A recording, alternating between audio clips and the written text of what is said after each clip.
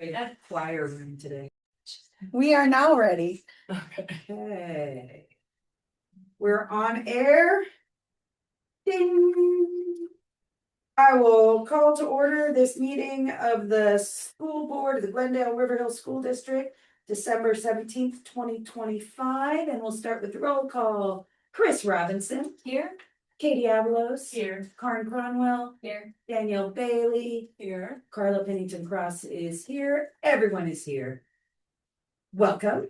At this time, we may stand and join in reciting the Pledge of Allegiance if you wish. I pledge allegiance to the flag of the United States of America and to the republic for which it stands, one nation, under God, indivisible, with liberty and justice for all. And item 1D, agenda approval. Move to approve the agenda. Second. Motion by Danielle Bailey, second by Karen Cronwell. I have a couple. For the agenda? Yes. Okay. Mr. Martin made a couple of comments that. Oh, that's for the minutes. We're for reading. I'm so sorry. That's like Chris is going strong today. Nice. I like it. I put it on full. All in favor, okay, motion was by Danielle, second by Karen, right? All in favor of approving the agenda for tonight's meeting? Aye. Okay. And then on to item 1E, board meeting minutes for December 3, 2025. I move to approve the board meeting minutes for 12/3/25. Second. Okay, okay, I got it. Katie was a second, and discussion, Chris. Mr. Martin made a couple of comments that weren't reflected in the minutes. Okay. By the district and school report card, he talked about chronic absenteeism and had some questions about that and mentioned something about, talked about the math scores and ELA scores. And then, when we talked about referendum, he suggested asking for more and, linking it with paying off debt. Okay. So you want to add those comments? Some action will get those, yes. Yeah, okay. Anyone opposed to that? All right, any other edits, comments, revisions?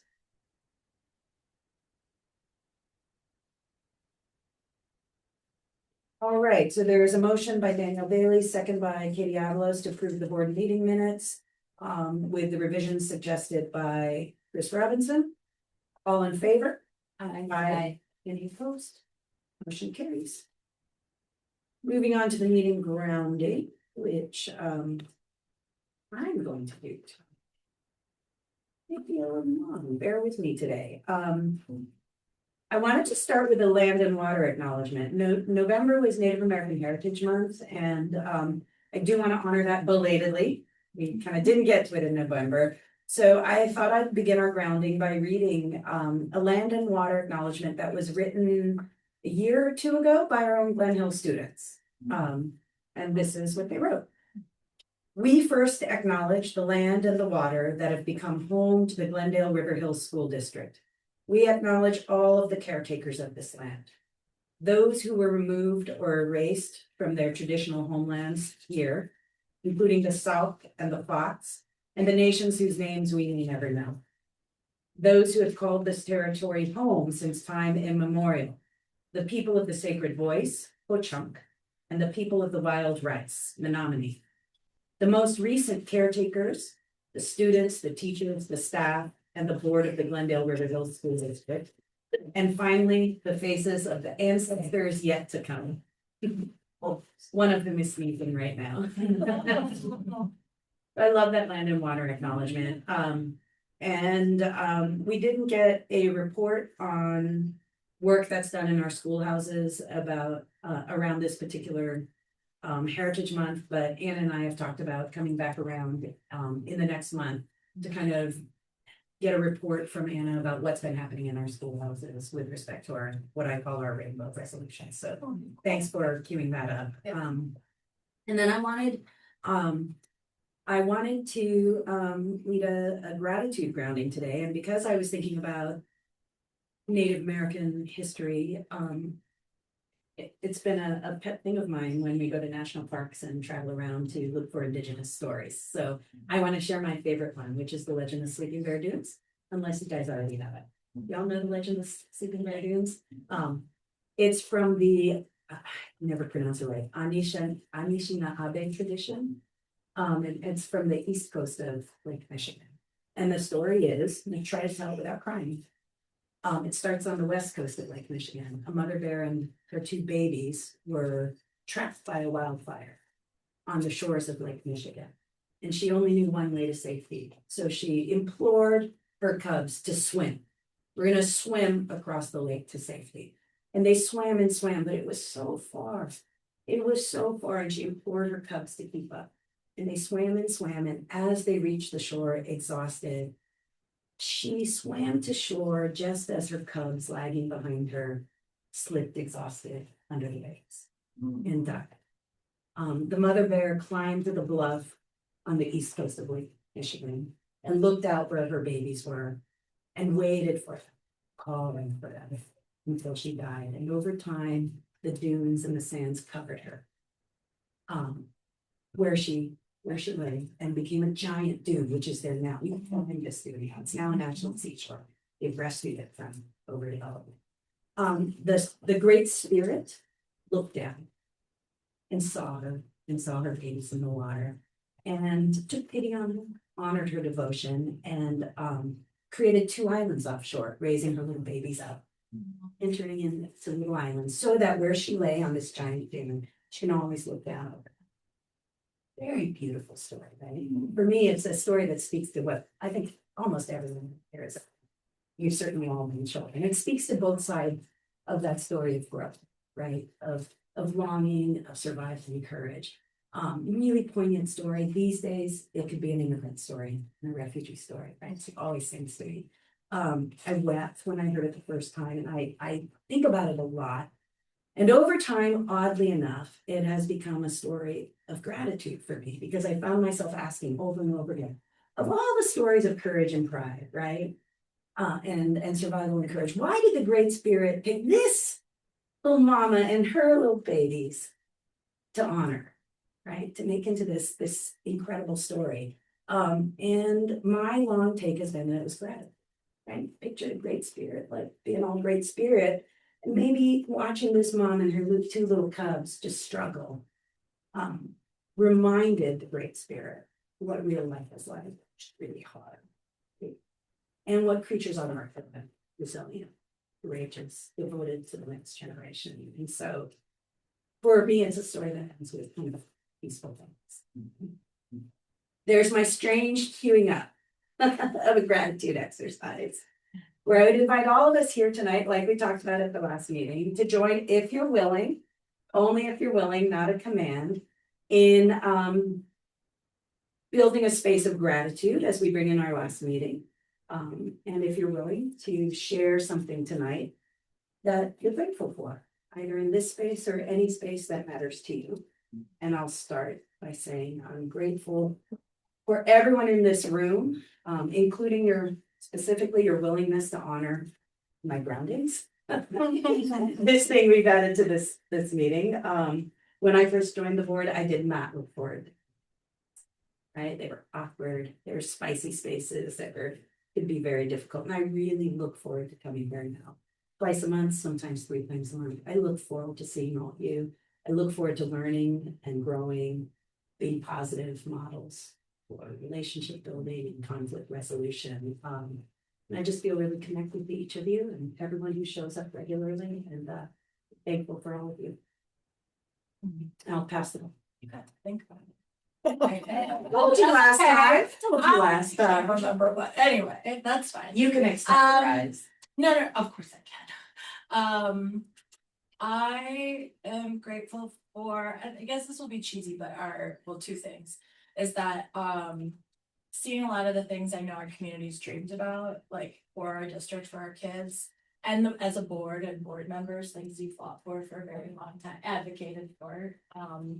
start to come to fruition and to like be able to like really feel everybody wanting that and pushing for those things, you know, that kind of symbiosis, so sure.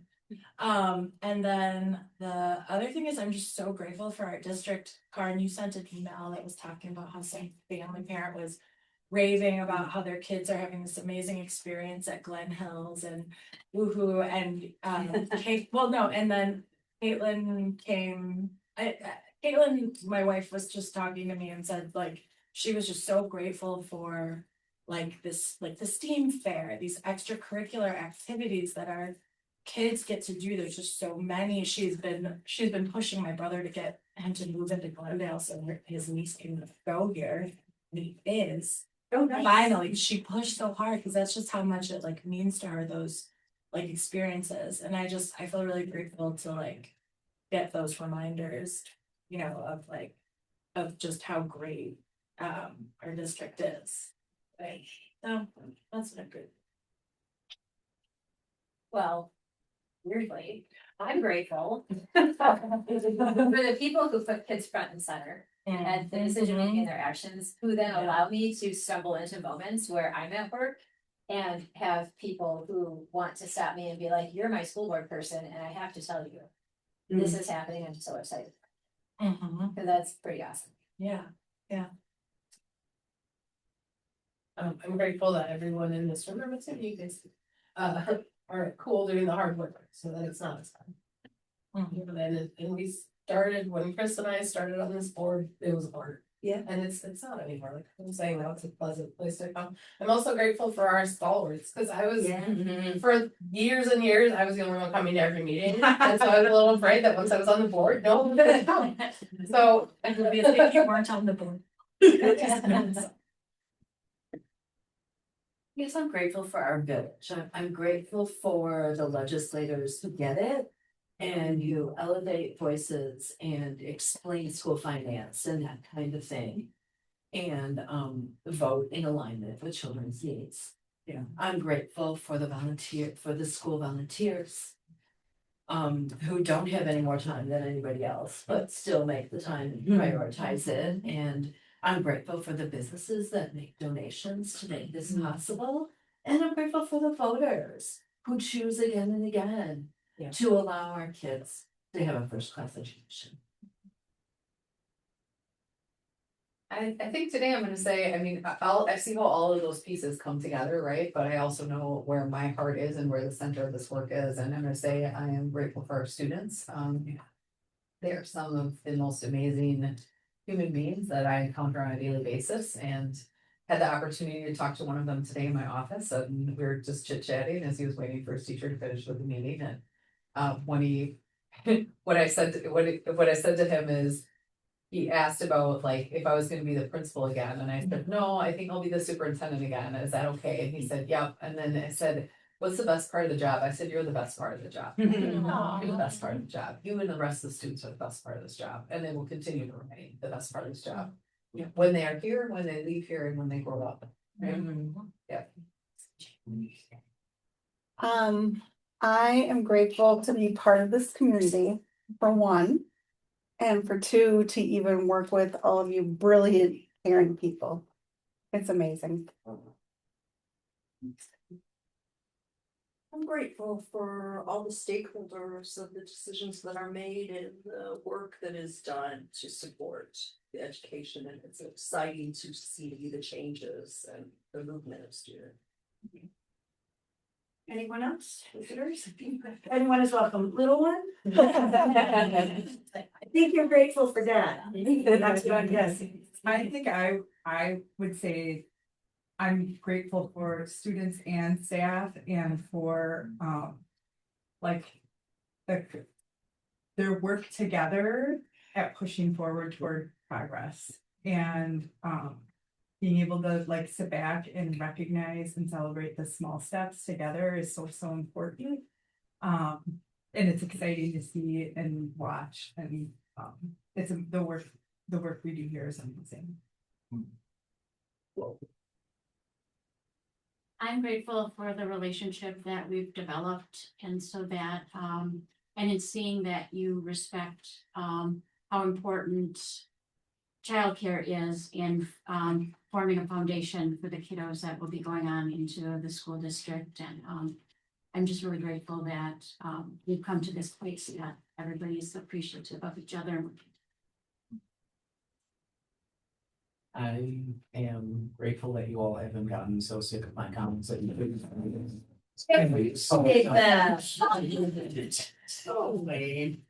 I'm grateful to be at my first in-person board meeting. Have the time to do that, and I'm very grateful for the teachers and the team that they have assembled here at Glendale. Well, welcome. We're glad to see you. We're not always this woo-woo. It's the end of the year. Often, but not always. Like 2/3 of the time. So welcome. We're glad you're here. All right. Thanks, everyone. Thanks for being willing to participate. All right. Moving on to item 2A, public comments. At this time, any visitor may speak on any non-agenda item if you wish. Mr. Martin, please state your name and address for the record. Wayne Martin, 7275 North Fort Washington Road, apartment 1221, Glendale, Wisconsin, 53217. Keep this one relatively brief. And the real estate tax bills are out, and for Glendale, the city of Glendale, the Glendale-River Hills, it shows the levy have been gone down 1.3%. And what's in that I can only assume is an error. Nicolay has gone down 25%. So I'm pretty sure the city of Glendale screwed something up there, but I'm not positive. So just They have something fall off. no. Oh. So everything's still continuing on. And We had a piece fall off though. Right? Yeah, that was they're not Nicolay. Yeah. Oh, interesting. So Was there a insert? Or I- was this online? I don't print the one off. You might, would you bring that at the attention of the city? Because a few years ago, Fox Point had a tax levy incident that they had to make up for next year, and it was highly unpopular with their residents. Pretty sure something exactly the same happened or fairly similar, and I have not thought to pay attention next time, just got today, but Okay. look at that. Just let you. Thank you, everybody. Thanks, Wayne. Anyone else? Anyone online? Okay. Moving on to item 3A, emergency drill update. All right, so I'm just going to review the emergency drill log for the 25-26 school year. This is in compliance with policy 8420. And the safety plan that the board approved on 8/20/2025. So we will be submitting the 24-25 emergency log drill that you reviewed on 8/20 to the state in January, because it's the cycle it runs on. So this is us gathering this information for the following year. So this particular one will be submitted in January of next year. So really just taking a look at, you can see Parkway Elementary's fire drills, and emergency lockdown drill. And so you can see those kind of laid out for the year, whether they've been police or fire observed. You can scoot down to Glen Hills, which keeps their own log. Oh, sorry, the wrong one. So, looking at the things that are there, you can see the month of October was, a lot of fire alarms because we were having some issues with, a sensor. And so our students had a lot of practice, so, They don't have a lot. and the fire department got to come and observe because of the ongoing nature of some of them, so. Lots of practice with fire drills. We did an emergency lockdown drill, and the Glendale Police Department also did come out during that lockdown drill and just looked at our processes and procedures and made sure that they gave us input and feedback around, things that we could do to make sure that we're supporting. And I know they typically end up stopping by classrooms too, just to answer kids' questions, because kids have a lot of questions around those drills. I think I'm not sure exactly where they went this year, but usually they spend time in 4 and 5, because that's where that seems to generate the most anxiety for kids. So. That is just an overview, so we'll continue those into the second part of the year, and then we will submit this report. To the board for review in by sometime in August, and then we will submit to the state in June. Questions or comments, Chris? Kate? I had one on the document, twice they identify that something was pulled by an SE student, I'm assuming special education student. I don't know, kind of just like jarred me a little, I guess, because I feel like there's an implied explanation in that, or like. What, in other words, why were they identified as an SE? Exactly, As yeah. opposed to as just A student or like as an accident or like describe the pulling, not the student, you know, like the pull was not whatever, but I just feel like it's like, oh, okay, well, a kid with a disability pulled that or a kid with a behavior issue is how I like, how it hit me. Yeah. So I was just curious, I didn't know if that was like just. There's a lower fire alarm in the front lobby area that is at a very accessible level that oftentimes will when we have students who come off the bus or are waiting for their bus, that's when that's occurred because their buses pick up in front. And so I think to your point though, it could just be an accidental pull versus I guess the part that's tricky about that is we may have a kid who accidentally pulls it and with a little bit more intention than that. So I don't know how to I mean, Can you just say as a student? Yeah. Yeah. Well, but I kind of see why if this is a public facing document, I don't know. Is this in the public? I can see why you say pulled by student could potentially also has an implication that you might want to not like invite or avoid, but I just, there's just gotta be I feel like maybe a better way. Yeah. Absolutely, that's good feedback. I'll give that to Ms. Holloway and Mr. Williams. Keep that record. Cool, thank you. Then the only question I had was, I'm just wondering about why Parkway doesn't have their drills calendared out the way Glen Hills does. Is it just, they just haven't done it, they do it differently? Or?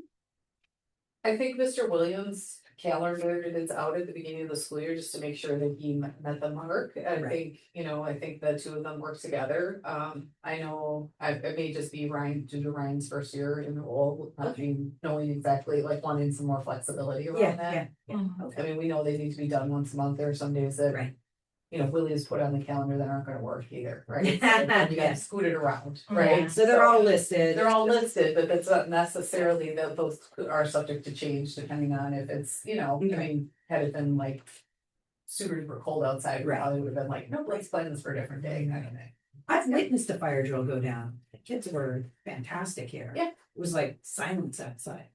It was quieter outside than they were inside. We do It was cool. really, really enjoy though, when they're waiting outside to get, whoever they can to honk the horn for them, which is hilarious. Like 5th grade and 8th grade, typically depending on where they're at in their classes during that time are out in the front. And so then they end up standing outside going, oh, beep, beep, beep, beep. And then they all cheer when somebody honks. So it's kind of it's in the month of October that like made that a little bit more enjoyable for them. And then this will come back to us in the summer then? for Yep. Final approval before you send it to DPI. Yep, you got it. Any other comments or questions from visitors online? Okay, thank you for the update, Anna. Moving on to item 4A, which is the next 2 years of calendars. All right, so I am recommending last school year, the board approved, or last year around this time, the board approved that the 2024, 25 and the 26-27 calendar. I'm bringing back the 26-27 calendar with a few minor adjustments to it. In looking at that calendar, some key areas that I want to hone in on. And it looks like our key got cut off here. So there's we're adding the 17th as a teacher leader workday. at the beginning of the year, Oh, August okay. 17th, right? So that would be an ad that we're adding there. No school for students and staff on the 21st for Yom Kippur. I have missed Yom Kippur on the previous calendar, so that's in red right there. And then on the 29th, this year when we did conferences, the students were in school and then we helped them in the evening. Feedback from staff in terms of getting things prepped for parents and getting things in a good spot where they were ready to have thoughtful, meaningful conversations, and the window of time that they were allotted felt like it was too tight this year. So I'm gonna do a no student attendance day that day, and we'll start conferences like 4 hours earlier to allot more time for our families. Nice. So that's a shift that I'm making, and that is true in both October and in March, right? So both of those days, I forgot to highlight that one. And then the other shift that I would be making is in April, 29th. We're looking at a teacher professional development day. I initially had that day in March, but moved it down to the 29th, so we're in alignment with our partner districts, which I think will be helpful for families that may have kids at Nicolay as well. So it was just, I mean, it was just like, ours was sort of sitting randomly in March, and so aligning that with closer alignment makes it easier for families. So those were the shifts that I made to the calendar. So it's basically adding 2 more half days of sleep, right? Is that how I'm reading that? 2 days of no student attendance. As opposed to half day. Yeah. Oh, got it. And I think I calculated Yom Kippur last year, but I forgot to mark it on the calendar. Yeah. So when you look at, there's some totals that sit on the side of that will be erased when we, put that out publicly. But the number of hours, instructional minutes is there, so you can kind of see that calculation at the bottom. So we are in alignment with what needs to take place. So we're at 1,178 hours, and we need to have 1,137 hours in 7th and 8th grade, which applies then to our entire middle school. So it kind of runs the district in that regard. So we sort of look at those pieces. Parkway has less requirements in terms of their hours and minutes, and they're all within that. So we're left over with 4 days or built in for somebody. Which is probably pretty reasonable. Yep. Okay. Yep, and if we don't need them, then, that's okay too, but I'd rather have them built in, so we don't have to go longer in June, especially because this calendar still runs a little bit into that second. Right? Okay.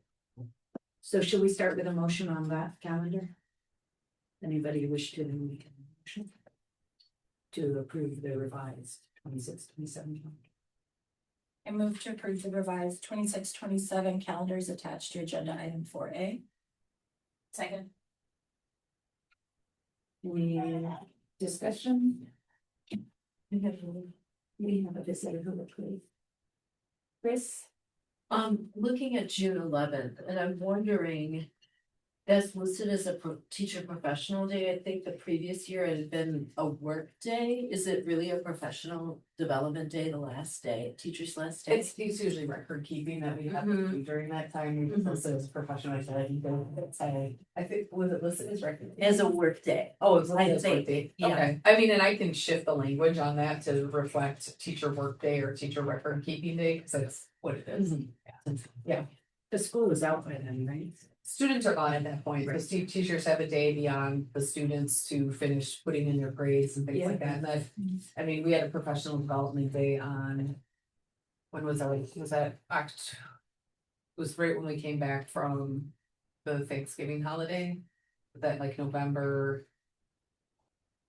It was December 1st. Yeah. On December 1st, so on December 1st, we had a professional development day, but the majority of the day was for record keeping because the trimester closed. So we put those in, but I can reflect that up. You see, baby. What is your baby's name? Sophia. Sophia just gave us the what for us, like, That's boring. Yep. So, Anything else, please? Katie? Lauren? No, thanks for that. It's Danielle? Visitors? Okay, we've got a motion by Daniel Bailey, second by Karen Cronwell to approve the revised 26-27 academic calendar. All in favor? Aye. Any opposed? Motion carries. Okay. The next calendar that would be looking at having board approval on would be the 2027-28 calendar. Some of the changes that you saw reflected in the 26-27 calendar are carrying forward into this calendar. And so you can see, we're gonna continue in the vein that we've done this year of moving conferences to more of the midpoint in the student grading cycle, so that parents can get more feedback and families can get feedback around student performance a little bit earlier.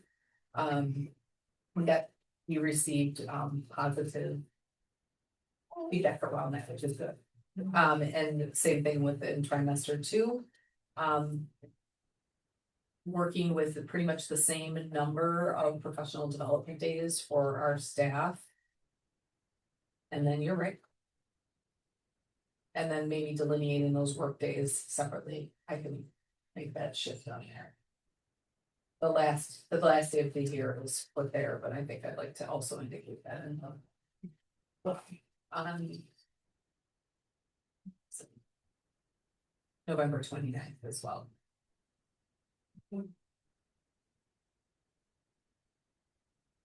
All right, is there a motion? move to approve the 2027-2028 district calendar as presented. Second. All right, discussion or questions, Katie? Danielle?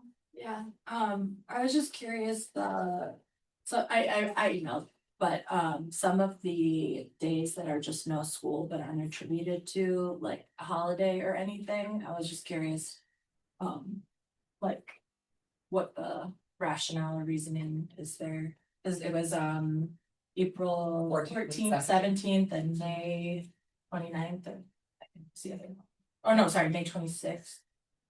And 29th. Well, that's Memorial Day. Yeah, that's Memorial. But I was just curious. So as we looked at the number of times, days and minutes, and then also if you look at sort of the number of contracted days that sit in there. We're at 185 for teachers. We typically write our contracts around 190. So there is some wiggle room there. One of the things that we were looking at when the partner districts examined this was the fact that May had a very long stretch in it as well as April. So like thinking about where do those natural breaks maybe sit in there to kind of break up some of that time. We looked at the 14th and 17th, I believe falls over the Easter holiday weekend. So kind of building in a little bit of a spring break right there.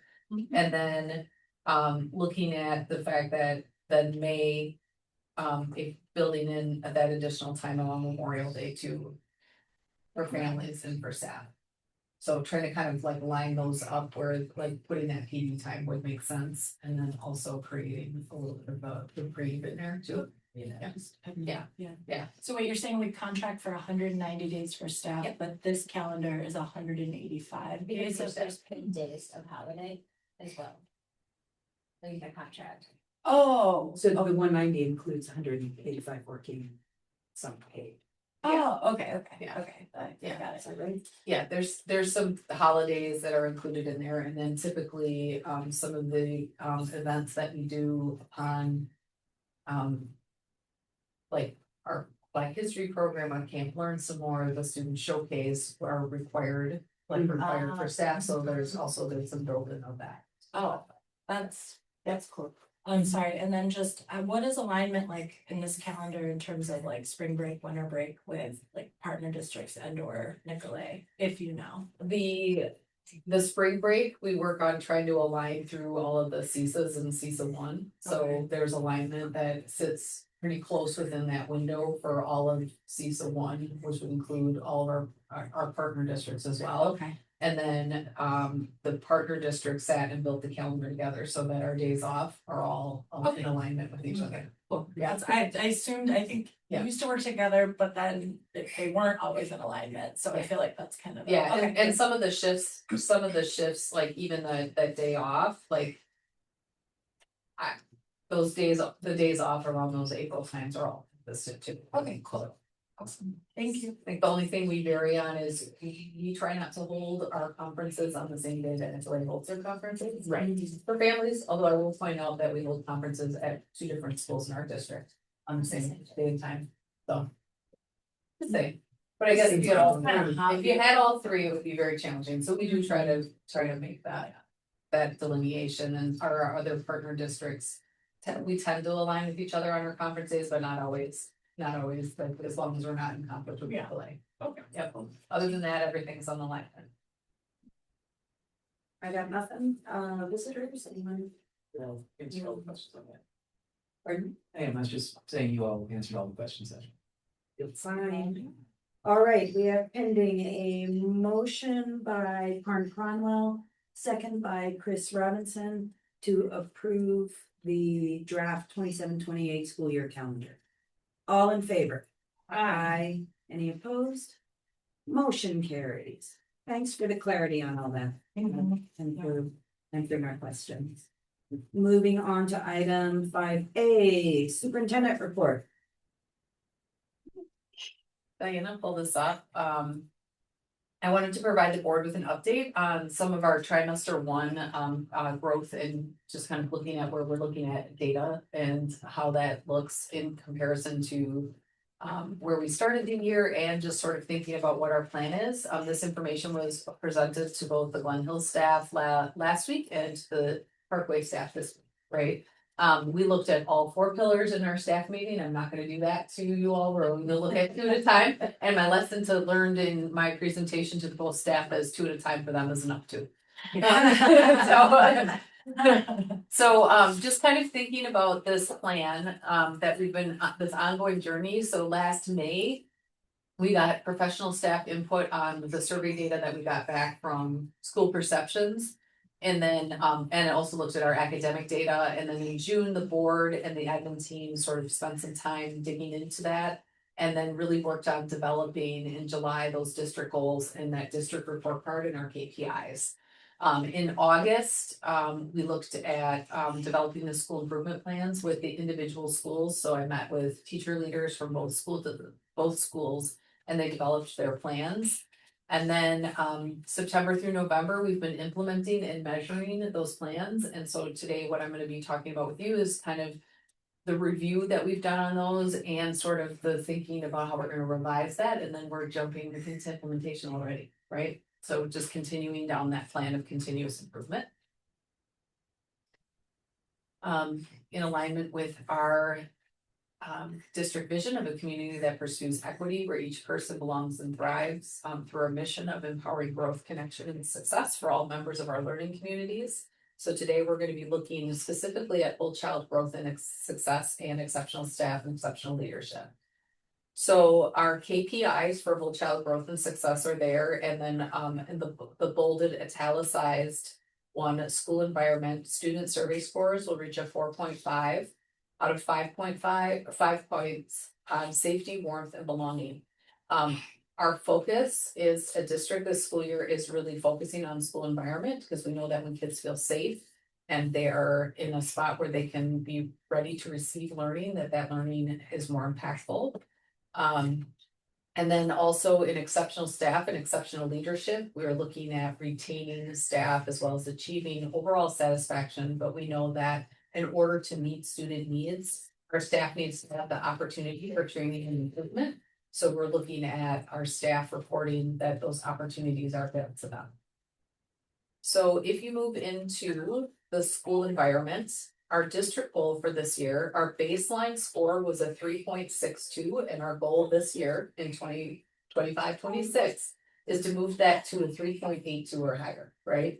So that's the incremental growth towards that 5-year plan. And so, in order to get after that, Parkway initially started its school improvement plan by taking a look at whole child growth and success, because we know that that's where that pillar lives really strongly, is in our schools. And so the school improvement teams came up with 3 goals to work towards improving that KPI of moving the school environment. So the first goal was that by June, the percentage of staff who agree or strongly agree that our staff handles student discipline in a consistent manner will increase from 15 to at least 60%. So one of the things that we know is that in order for students to feel safe, we need to have adults on the same page. And changing some of that adult behavior is going to be really critical in making that happen for students. And then they also wanted to make sure that they agree or strongly agree that our school student discipline practices and policies are effective, will increase from 8% to 15%.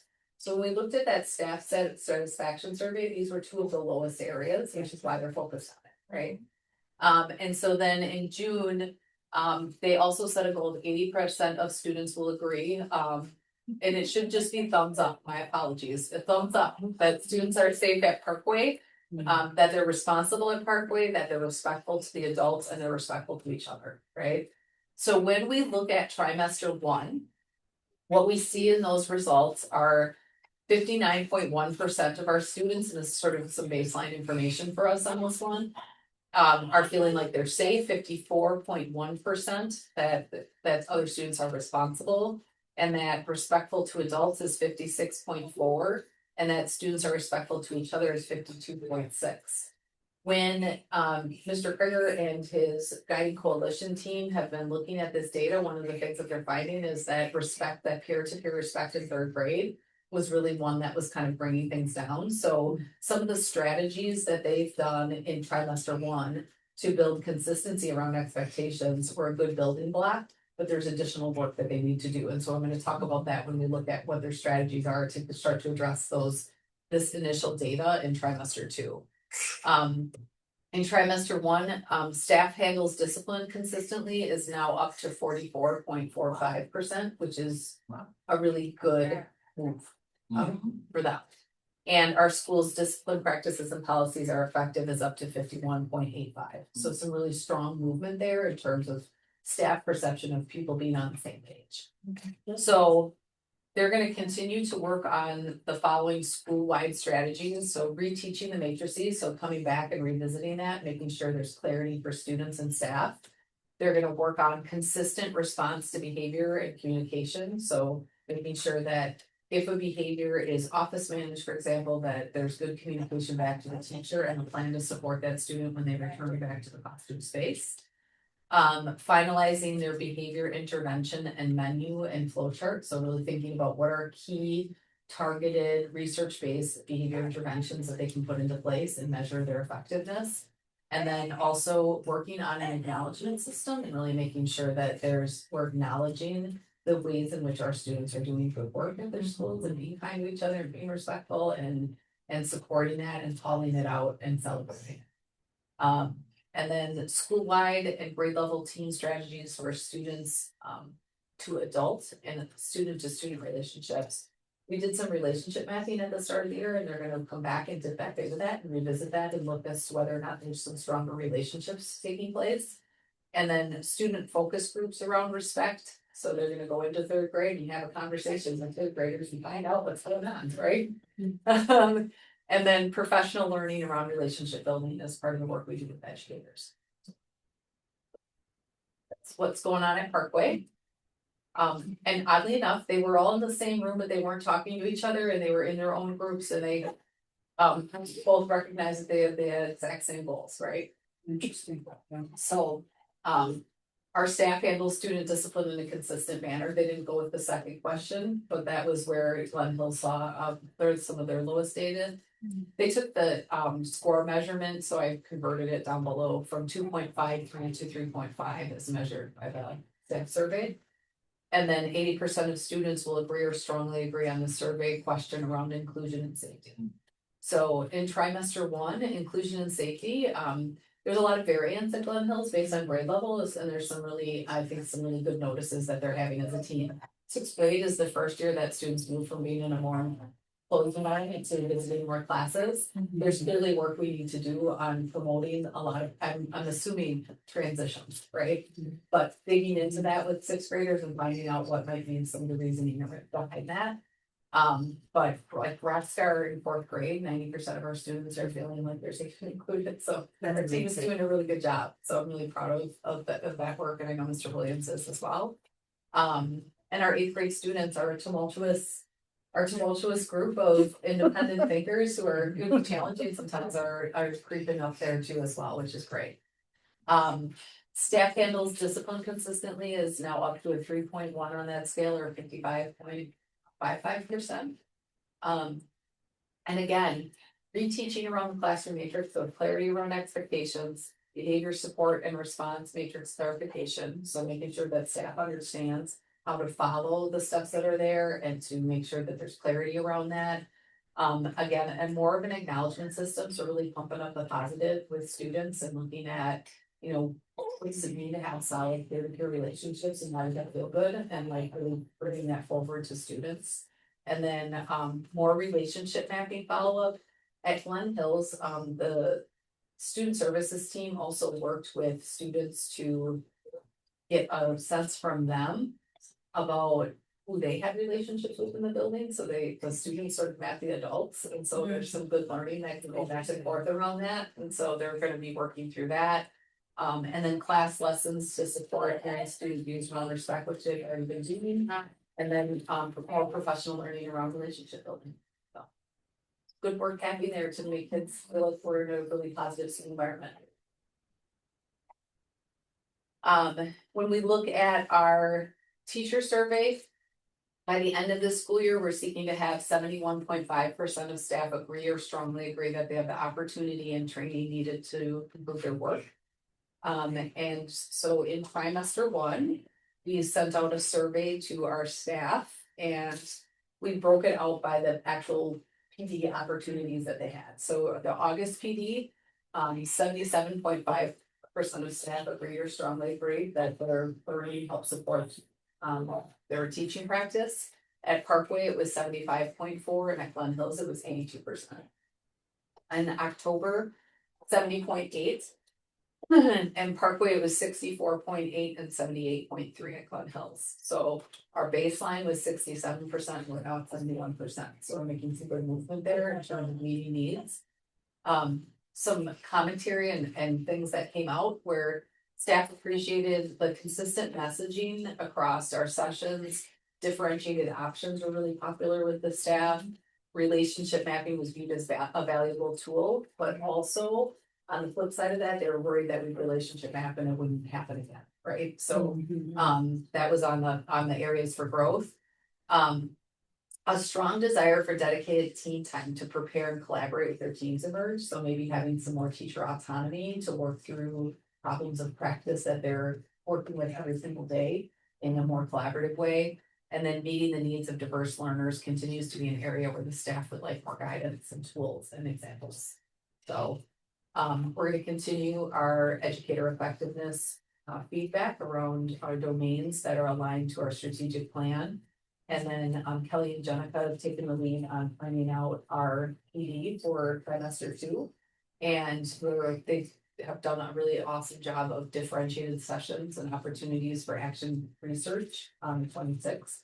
And then on our partner day, we're going to spend some time with our partner districts, but then also delve into SEL essential standards and visit back with the relationship mapping.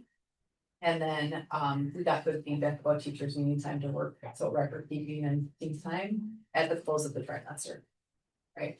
And so we're going to continue with combined Parkway and Glen Hills weekly communication to foster that alignment across both buildings.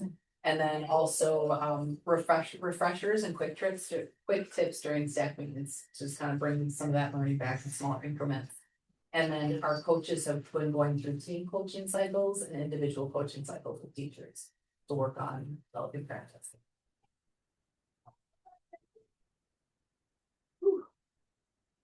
That's why I only did 2. Yeah, I am distracted because there's someone more interesting than you.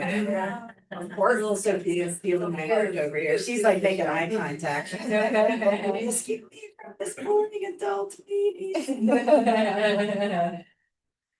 And she's awesome. Yeah, awesome. Really? Yeah, she is. Great keepers. I'm so glad. You might have some takers. Yeah. If you need someone to take her off your hands, I'm sure mommy's here would do it.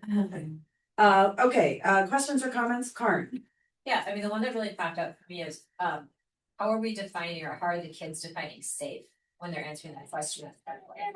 At Parkway, they define safe within their rubrics, and so each of their classroom matrices has what it means to be safe in it, in the classroom, in the bathroom, and a lot of it is like making sure they're not running right like in the hallways, those kind of things. So that's how they're defining safe I there. think it would be good to have some kind of reference point for that, because as adults, I don't think that that would be immediately how we understand what's safe. Yeah. And so just like, it would be good to have those reference points, because it's a big, it's a much bigger.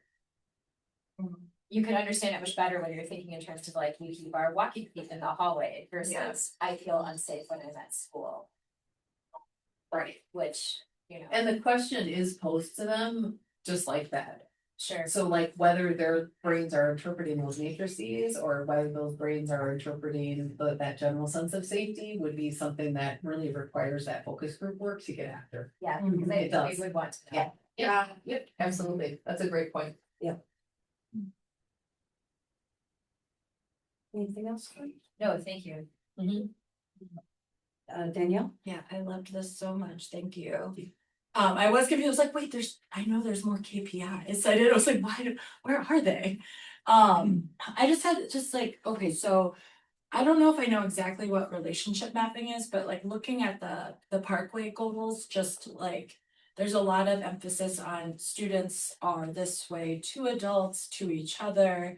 And I think what I'm hearing is like the relationship mapping is the focus on how adults are to or with students.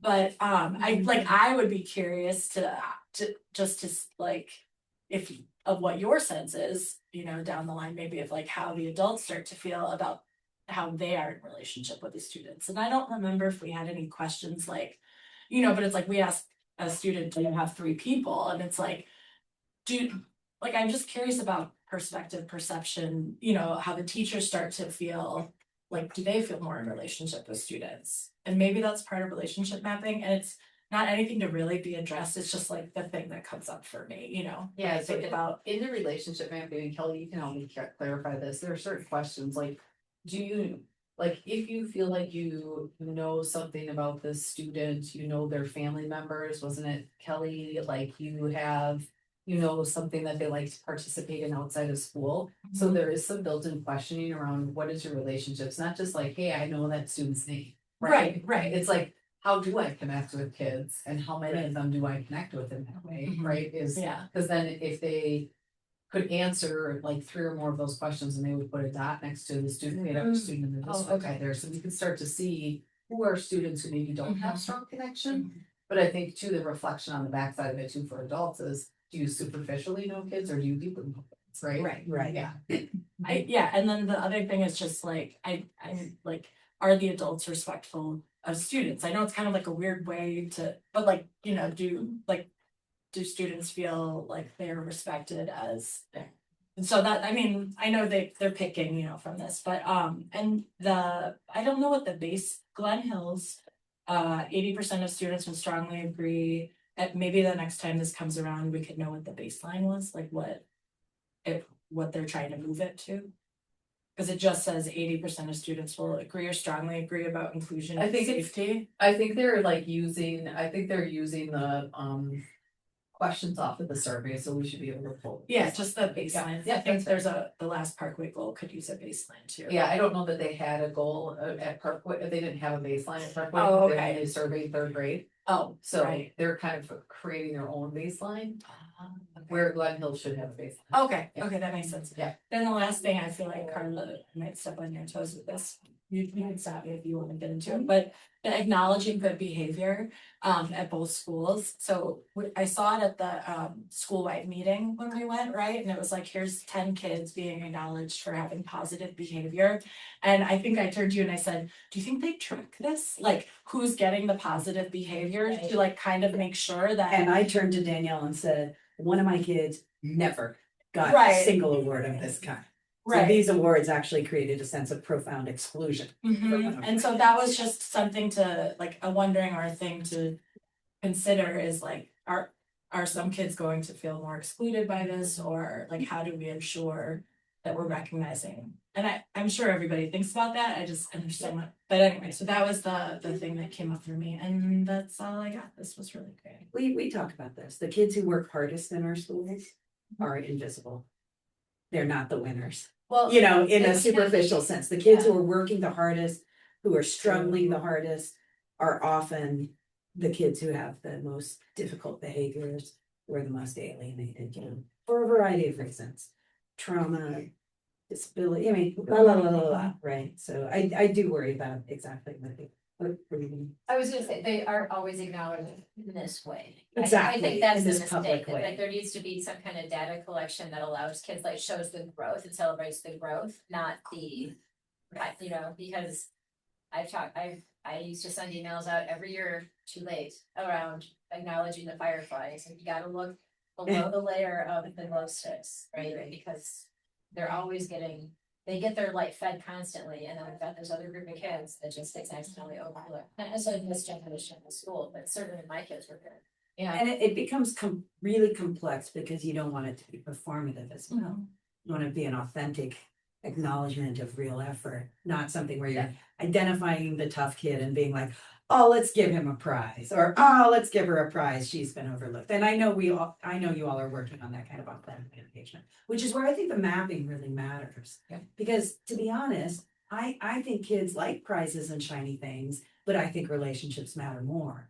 I mean, if you look back on your elementary experience, do you remember the teacher who connected with you, or do you remember the plaque that your mommy hung in your room because you didn't bite someone today? Which would have been the kind of plaque I would have gotten, right? But you know what I mean? I don't remember any of those prizes. I remember the people who cared about me. Right. So One thing I wanna just kind of help you to think about something for a minute. We know adult behavior in a building changes the dynamic for students more than anything, right? Yeah. Acknowledgement doesn't have to do with the kid.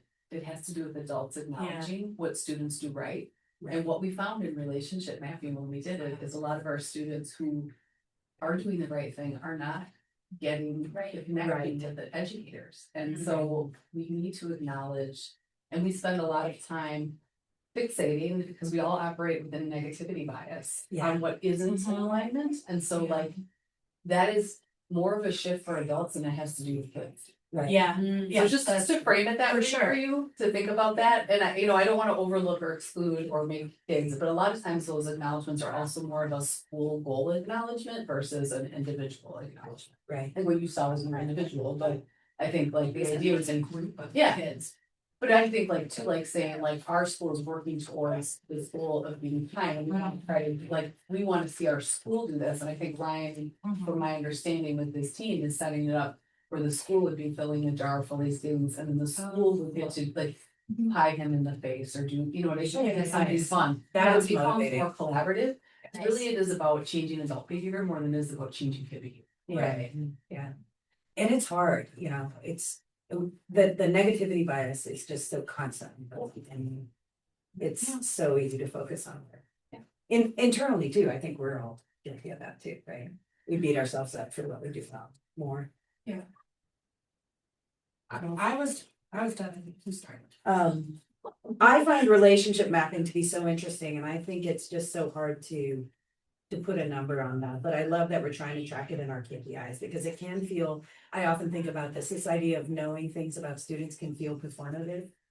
But the act of going out and learning about kids, even if it's a rote practice, still builds skill that teachers can then translate into real connection. So I think it's really cool that you're focusing on that. I wondered, similarly to someone else asked about Parkway, I wondered, and maybe just I can follow up with you afterwards. I wondered what the question was that the Glen Hill students are asked around.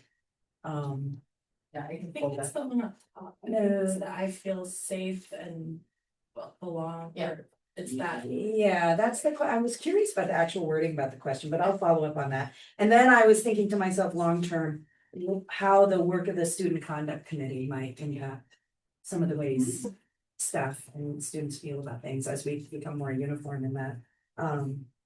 Yeah, so I just had a variety of wonderings, but I'll share them. I'm always, I chuckle, but not in a negative way, when you hear that folks want more guidance, tools, and examples for how to meet the needs of diverse learners. And I think to myself, getting to know them is that guidance tool and tools, right? Is getting to know your students. So it's so tightly linked to relationship mapping, to be able to get to know your students and meet their individual needs. But I think it's amazing teachers are thinking about that. I think it's really neat to get this sort of vision right now of how our KPIs are shaping work. It's very cool. It makes me feel moored instead of unmoored in terms of our oversight. So thank you so much, Anna. Yeah. Chris. I thought this was phenomenal, thank you. Very, very complete, very comprehensive. I did just have a wondering about the action research. I want to know a little bit more about that. Oh, yeah, so we are, Kelly and Jenica have created a template, so teachers will have a option for the first, like the days kind of. There's like a district launch, and then there's a period of time where teachers can engage in either going to a session, or they can work with their team on an action research project, and then there's like a template that they have to work through. And then we would try to build in time during the next meeting for them to measure results. And then there's also an independent study area that again would have like a loop back around on it. So like really kind of honoring people's different learning styles and where you're at in your practice. If I'm a teacher who's having a year where I'm struggling with classroom management, I may need to go to a session and hear somebody give me tools and strategies. If I'm in my groove and I'm working with another teacher teaching the same content or grade, I might want to like say like, let's dig in on this. And that's what's interesting me. So some really good ways to get after that. Thank you, I love that differentiation. Yep. Kate. I thought it was really cool that you had the Sun Hill students then map the relationships as well. Like, that's really cool. I'd be interested to see if there's a way we can figure out to do it at Parkway too, though. Just because Parkway seems a little bit struggling more with that. So if we can get the students input. But I really like that. All right, anyone else? Visitors, comments, questions? I have a question. Okay, come, and you have to state your name and address for the record. Yeah. For the recording. And do you want someone to hold your baby? No, You look like you're working really hard. Nicholas Dillon, 6534 North Rangeline Road. My question was pertaining to an earlier one, as well as safety, just trying to identify how well the survey questions identify specifically what is it that is making them not feel at 90% safe or 95% safe. Is there like a top one? I know you said that there were different goals in each classroom, but is there one that's usually there's a common? So one of the key things at Glen Hills that they saw within the survey that they gave it is really the peer-to-peer relationships. It's not so much the relationship between students to adults. However, there's also data that shows that most of our classroom incidents is around what's like non-compliance essentially. Yeah. And so like there's a rub that's existing between teachers and students a little bit, and then a bigger rub that seems to be existing peer-to-peer, which is why they're going to start working on some of those relational pieces and doing some like all school assemblies around some of those peer-to-peer pieces. So, and that's tough for this age, right? Right, some It's all of that, it's but normal type Well, of feelings. yeah, but we also need to work on. There's Yeah, also absolutely. Absolutely. And does that exclude, when they're thinking about answering these questions, does it include the bus, if they take the bus, or does it exclude the bus?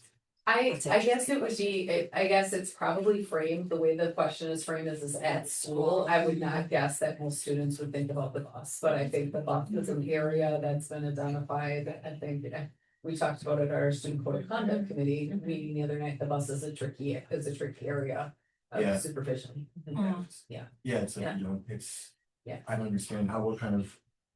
You're contracting with a certain company for the bus. I don't know what kind of control this school actually has during the bus ride, so it is. So there's, And I'm hoping that, I'm thinking that there's a chance that they're wrapping their whole day into how was school today? Because when I get that answer back from the kids, it is like, well, on the bus this happened. Oh, that's Right. cool, this happening, so it might be all one, I might be wrong, Yeah. but just from my. Yeah. Having a third grader, Yeah, That's really good feedback. Yeah, it'd be interesting to know. especially if he was at the younger age, they kind of tend to remember what happened last.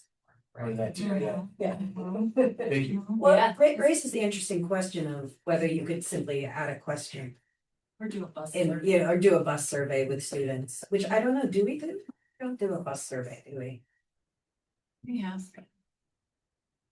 Can I just ask a follow-up question though? Do you have concerns around the bus? Well, I mean, I don't think anyone's. Getting physically injured on the bus, but they're throwing things and they're, you know, they're unruly and can only imagine what it's like to be a bus driver. So I mean, I don't know where my expectation should be, but yes, the bus is the biggest. That's the only, from my third grader, that's the only problem, and then I was chaperoning at the museum a month ago or something, and one parent said, yeah, we're moving our kids. He said, the bus thing is just out of control, we're moving our kids to a different school. Because the buses. Yeah, literally the bus, and then there was what, 4 parents, and I had to chime in too, and I said, yeah, it seems to be more problems this year on the bus. But Yeah, and I've got a, yeah. please reach out to Mr. Kreger too and let him know. Oh, yeah, I have twice, 'cause the one incident called for it, Okay. but and I've got a daughter who, you know.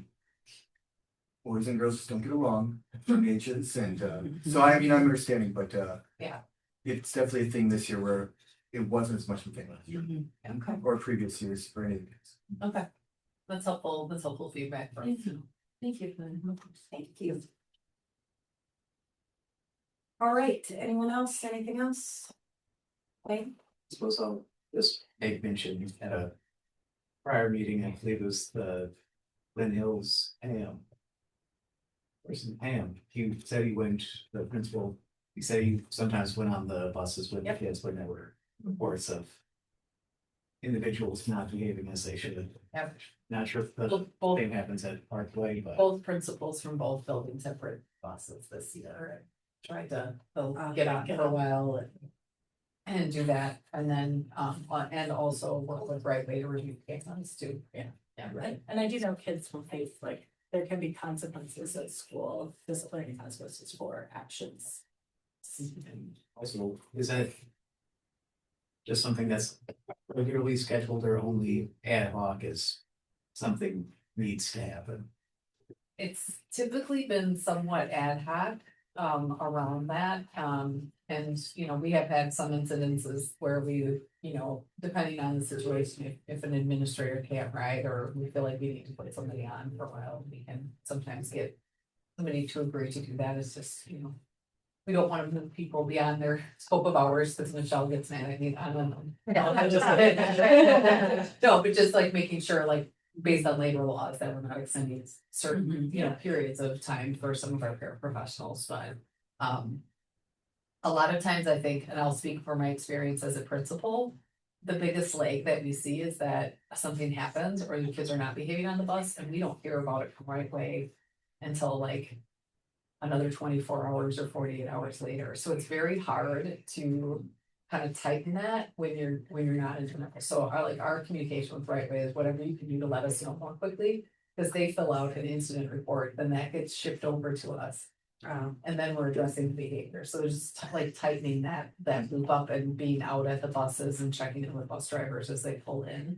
And so that we can get more information on a timely way. You could try to update contract language the next time it comes back through around timeliness of incident reports, like simultaneous. Yeah.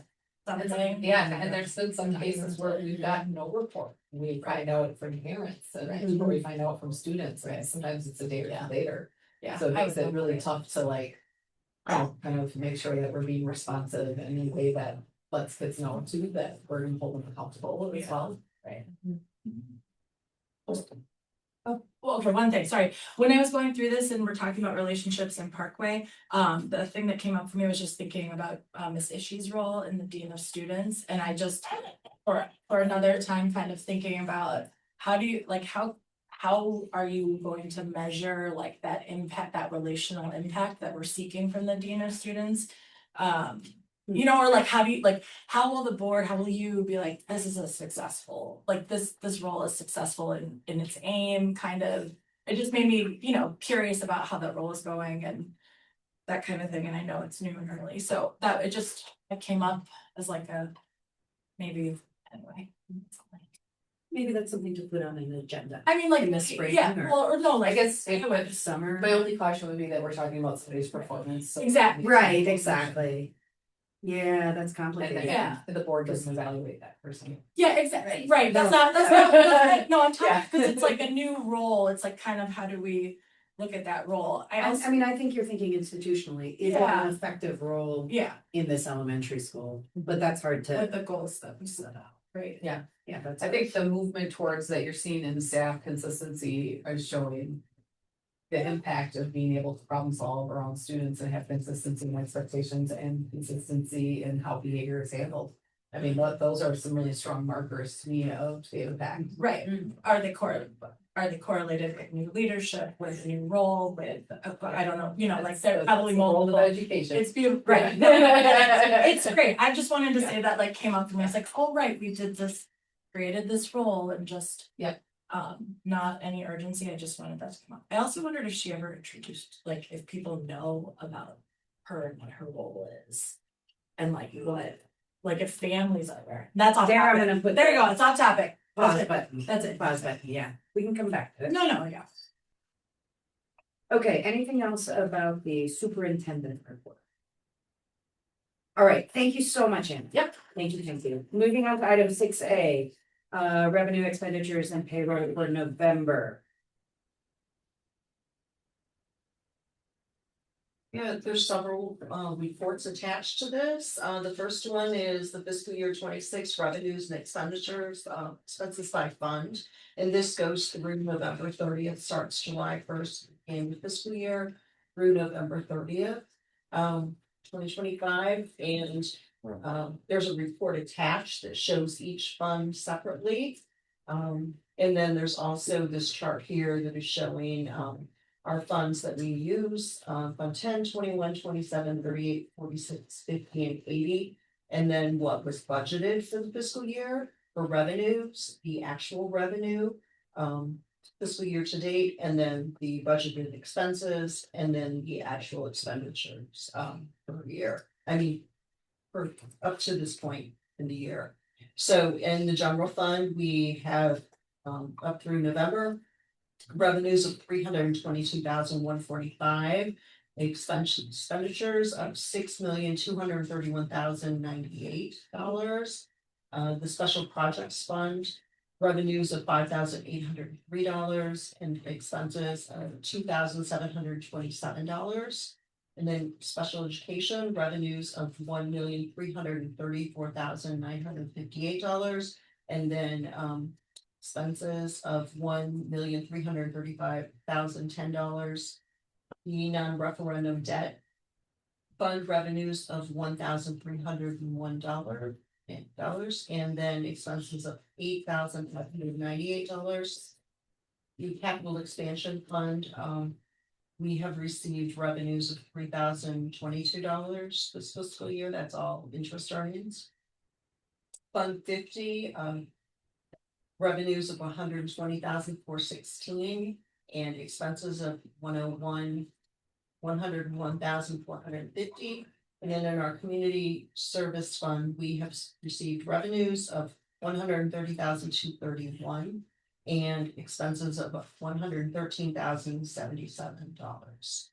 Again, if you're interested, you could look that report and look at those by funds. Then we have fiscal year 26 accounts payable disbursement checks that for the month of November. And those totaled $1,141,353.21. The report is attached, so you can see those line items, checks to each vendor that was paid. Then fiscal year 26 November 2025 credit card AP. This is a credit card statement, those same transactions are on the check report. Because they were paid out through, the check process recorded that way, but this actually gives additional detail on those transactions that was not available in that other read format. Then the summary of pay benefits and disbursements, November 2025, you can look at that and see that we're approximately the same, have close to the same activity as we have in the other months. Had a total payroll and expenses and then AP this month for the month of November of $1,805,149.19. Up a little bit from the last month, and I apologize, I see they say both months say September, so at the very bottom. But for October, that was $1,784,876. So you can kind of compare month by month where, where we're at, how we're spending, is it higher or lower than normal? Kind of see a pattern there. And then we have our bank balances as of November 30th. And that's broken out by our different accounts. Our checking account ended the month with $700,489.22.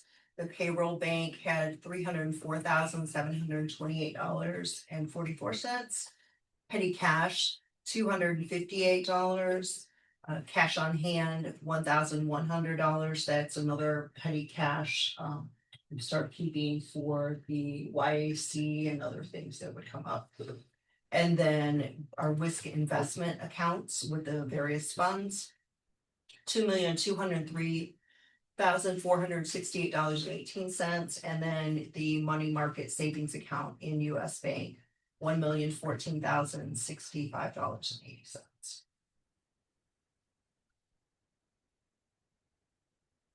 And then the last item is the budget calendar showing where we are with the various budgeting reports and projections that we're doing throughout the year. And the most recent is the audit report was filed. That is complete for the 24-25 fiscal year, yes. Is it fully complete? It's fully complete Then and filed. We owe Michelle a major amount of gratitude because she was notified only last week by our new auditors that there was a piece of it that she had to do. And that usually auditors have historically done. And she managed to pull it together between that notification and when I met with her Monday, she was like, he meant I had plenty of time as long as it was by today. So does she get to pay them a little? Since they're not doing like a traditional. So massive kudos. Thank you very much. And that audit report, along with the auditor, will be here on January 7th. Go over that. Thank you. And we've discussed increasing our communication. Further clarification, there's a part that some districts do that is optional, that it would close, the MDNA report would be an optional piece for many districts, and Michelle felt due to transparency, she wanted it fully complete, so she took the extra step to do that, so, thank you. Yes. All right, is there a motion on the financials? I move to approve revenues, expenditures and payroll for November 2025 as presented. Second. Is that Katie? Yes, it was Chris. Oh, it's Chris. Okay, any discussion? I think we're on Danielle. Carla's good, thank you. Chris? Any questions or comments? No. Katie? Lauren? Oh, yes, for all. All right, any visitor questions or comments? Looking at you, Wayne. We knew you were coming. Hey, two quick ones, and you can say yes or no, and if you want to go into more detail, I certainly won't stop you. Hey, the AP report on page 3. I was just a little nervous when I see legal services. Is the school being sued for anything? No, the school is not being sued for anything. And same report on page 15. There's 2 line items for access elevator for combined 40-some thousand. Just wanting to make sure everything's been paid off with that. There's no other big bill that's outstanding related to that. I believe that was the final. We had to pay them at certain stages of the project. It's for the elevator lift for the pool. To get down to the pool, yes. Thank you. You're welcome. Thanks, Mr. Martin. All right, we've got a motion by Karen Cronwell with a second by Chris Robinson to approve the revenues, expenditures, and payroll for November 2025. All in favor? Aye. Any opposed? All right, motion carries. Thank you as always, Michelle. All right, moving on to 6B, gifts, grants, and bequests. There were 2 gifts between the last board meeting and this one. The Kiwanis North Shore Foundation gave a $300 donation for the Drone Academy. And then Mortgage Institute for Research donated $398.76 for transportation to the UW-Madison Science Fair. Nice. Okay, these are big enough, we have to vote on whether to accept them. Is it 500? People hear more, so these are big enough. All right, so is there a motion? To approve, yeah, good, thanks. I'll second.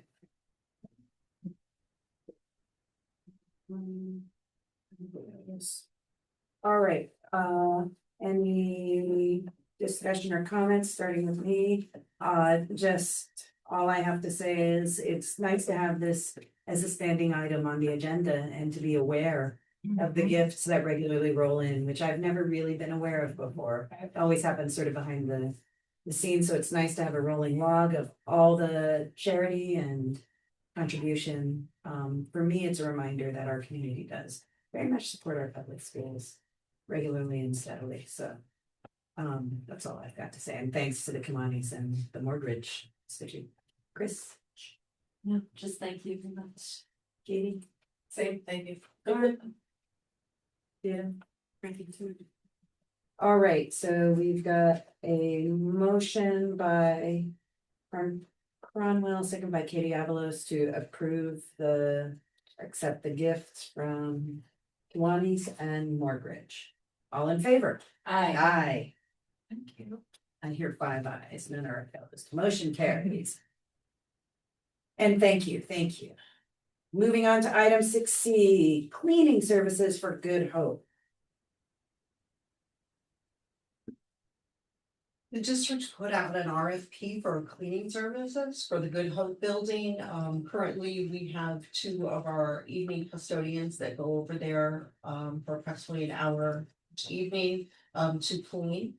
And by having someone else clean, that would bring them back to the district and also ensure that we had enough time spent cleaning Good Hope as is needed. So put out an RFP. There were several companies that came in and did a walkthrough, expressed interest, but did not bid, did not submit a proposal. LNA Crystal, with an extensive background in the area and also serving other schools, did submit a proposal for cleaning of the Good Hope building that would be through the end of June 2026. So they would start in January and clean through the end of June, during which time they would see exactly, how intensive it is, and then we would talk about future contracts.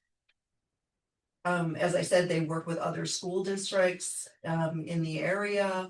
I put all that in this information. They were founded in 1995. They have nearly 30 years in janitorial and building maintenance services, current clients, school clients, and and others. Mableville Indian Hills School District, Grafton School District, the YMCA of Greater Waukesha County, Eaton Facilities. They have 81 employees. They have a turnover rate of 5 to 7%, which is low.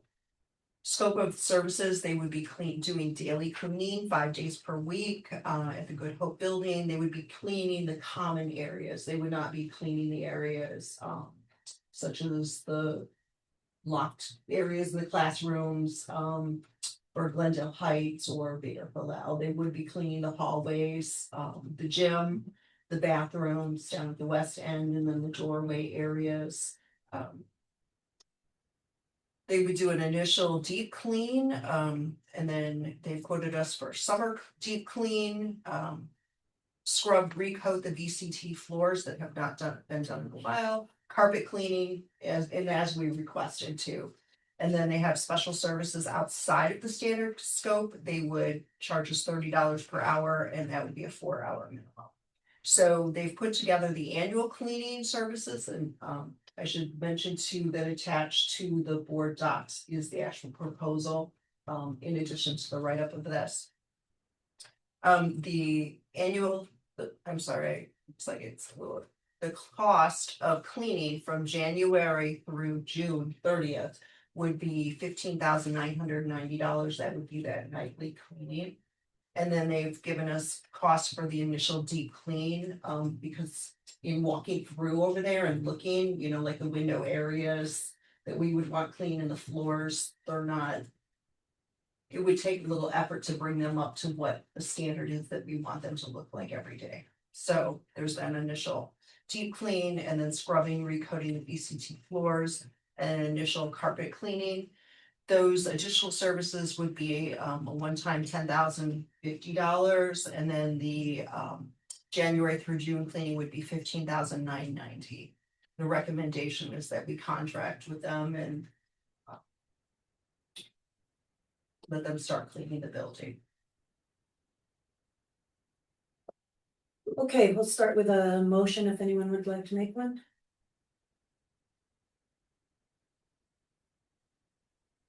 I move to approve LNA Crystal bid for cleaning services at the Good Hope property. There's second.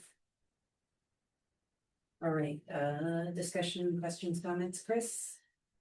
Would that come out of Fund 80? Yes. Okay. Ah, that's it. It's Fund 80. That's your only wise question. Thank you for that. I was sitting here thinking, where's the money coming from? Yeah. Katie? That was, yeah, except mine would have been, where's that coming from? She was, yeah.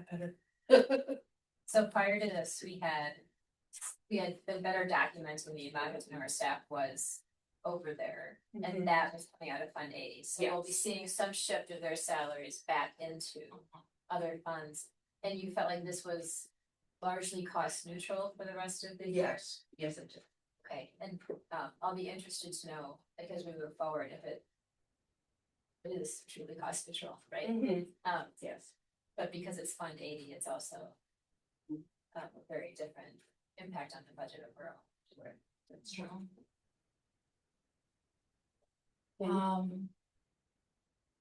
Yeah, so it's part-time. So do you have like an amount of hours that part-time? So it's 15,000 for the 5 days a week, and do you know how many hours they were paying them? Like, is that part of an agreement anywhere, or? They gave me a flat rate for that. When I walked through, we looked at every area that needed to be cleaned. I told them, how much time our staff are spending there. Okay. And then I could reach out to them and ask them exactly how many hours. What he said to me though is, this is our initial bid for January through June. They want to see how much time it does take them. Okay. So It's just, yeah. yeah. I don't know if that's a thing or not, but I guess in just terms of Yeah, it's just interesting to not know value, yeah, and Mhm. just, and I understand that they'll kind of be casing the job, like figuring it out. But Yeah. it's, when you look them up, it's a flooring company, Yeah. so, but I was like, but you understand that they'll do more cleaning than just floor cleaning. Yes, yes, and they do more for the other districts too. Okay, okay, Mhm. okay. Okay, yes, we'll just, oh, and then this is a general question about the policy and the bidding, and so if this belongs like outside of this meeting, that's totally fine. I'm just trying to understand like, uh, if for like cleaning services of this nature, do you think this purchasing policy, like, does the competitive bids apply? Does this policy apply to what's happening right now? Is it, like services? It says right? it, it's Where? equipment and services, procurement for all supplies and services. Right, so competitive bids, purchase of and contract for projects, I'm looking down. Will be subject to a competitive bid process as and when required by law. So it's not any, it doesn't fall under that, so when you put something out and we only get one proposal, no issues with that. That's correct. Okay. That's correct. Okay. Because we did see, I read proposal as seeking bids, Okay, and that's not just saying, oh, that's we the want you- onus, is like, we are looking for bids, if we only get Yes. one, it's like, It's still a competitive process okay, because anyone can compete. okay, okay, thank you. And I think we talked about this in the past. This is, but I just want to make sure I understand. We want to go this path to allow our custodians to focus on our buildings where our students are, right? Has that been the primary problem? They're just Yeah. too spread thin and Yeah, can't do I it. mean, one of the, and I think, just noticing on controlling costs of overtime and things like that, but making sure that we have staffing where they need to be. Oh, so that's how we're finding the cost neutral because of overtime? Is that where the? That would be part of it. The Fund 80 is very cost neutral. Yeah. These costs would be back in 10, but we do believe that we would not need maybe the overtime that we're seeing, so. Right. Yeah, Okay, it's not dollar for dollar, but. And the Okay. budget is there. okay. It seems sensible to me. There's a person here who I would love to hear from, if you're willing. How you feel about, as a tenant in the building, how do you feel about the idea of getting an outside contractor? Just say my name. Sure, yeah. I'm putting you on the- 15 West Good Hope You have Road, to be here, so. Glendale, Wisconsin. Yes, I think it would be a nice idea. I think sometimes, corners are cut just because they don't have enough time. So I would appreciate that. So better for the tenants, better for our staff. Okay. Any other questions or comments from visitors online? Yes, sir. The price promotes him, sounds pretty, it sounds, at market. It's competitive for sure. Oh, nice. That's good to hear. Are you in this business? I've contracted cleaners for Okay. large buildings. Oh, great. Okay. Great. Thank you for that insight. It's got a validation. Yeah. Anything else? All right, we've got a motion by Karen Cronwell. Second by, no, wait, it was motion by Chris Robinson, second by Karen Cronwell to approve the LNA Crystal bid for cleaning services at Good Hope. All in favor? Aye. Any opposed? Motion carries. Thank you, thank you. It's 7:30. We're a little behind time. Does anyone need a brief break of any kind on the board here? Or should we just keep going? Maybe we could take a break, let me eat that. Okay, perfect. All right, moving on to 6D. Resolution authorizing the budget to exceed revenue limits. So, we are looking at, we had the opportunity, and both items are attached in public content. We had the opportunity to look at the operational referendum 101 presentation by Baird. And look through sort of, what they're seeing in terms of, like the difference between recurring and non-recurring and the impact that that has. Also having an ability to see how inflationary costs, the other one. The inflationary costs are, impacting funding throughout the state of Wisconsin and really creating the need for districts to go to referendum. And so particularly on this slide that is shown right here. Looking at the rates of inflation, even with some of the add of the 325 per student over the next few years is not going to close the gap that exists between those two things. So those were some of the pieces that Bear presented on. Michelle and I also had the opportunity to take a look at both the recurring and non-recurring. We talked about the fact that we have the non-recurring as being that tax levy would have a sunset. So right now we're on a non-recurring referendum for 2 years, which falls off after this year, which would mean we would go back to base without any referendum. Prior to that 4.5 million 2-year referendum, we had a 1.5 million referendum. So thinking about the kind of funding that's needed to close that inflationary gap, our transfer of special education services and our voucher out are all going to be kind of the impacting pieces around the need for a referendum ask. So that was taking away of looking at that, and recurring would be ongoing forever and ever without inflationary adjustment, which would mean that we might be in a position where we have to come back again. So doing more of a short-term, non-recurring piece would be our way, I think when we talked about with the board in our subsequent meeting, a way to sort of tackle the needs that are in front of us right now without going to a fuller of not knowing what we need in the foreseeable future. The scenario comparisons for referendum, and that'd be the next one. The next one we looked at was the scenario comparisons of what it looks like at our base and what that does to our budget in terms of over time.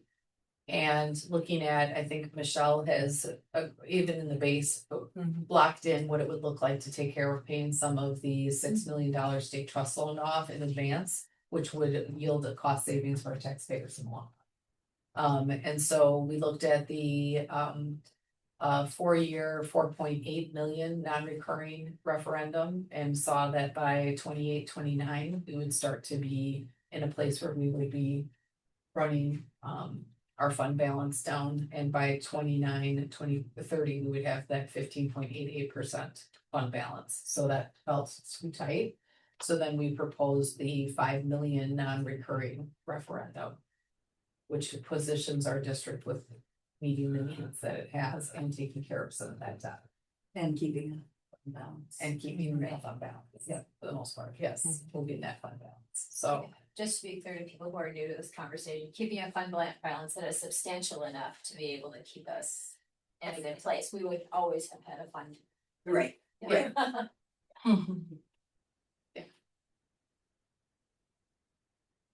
So Michelle, anything you want to add to that? I would just say that I would add that the mill rates, those are projections based on equalized value, property values that we're looking at. If the district were to do nothing, we would go into 26-27, either needing to cut 4.2 million or spend down the fund balance.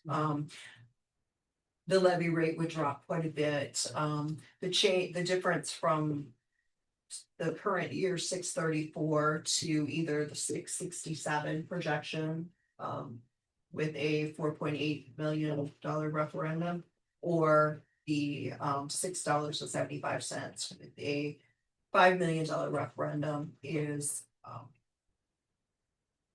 a difference.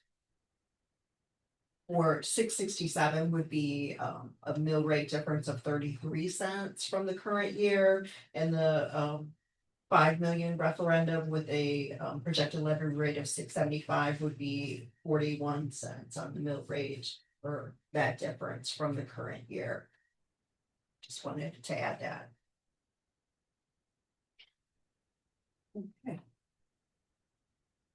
We will need to start with a motion before we move to discussion, if anyone would like to make one. I move to approve the resolution authorizing the school district budget to exceed revenue limit by $5 million per year for 4 years for non-recurring purposes. A second.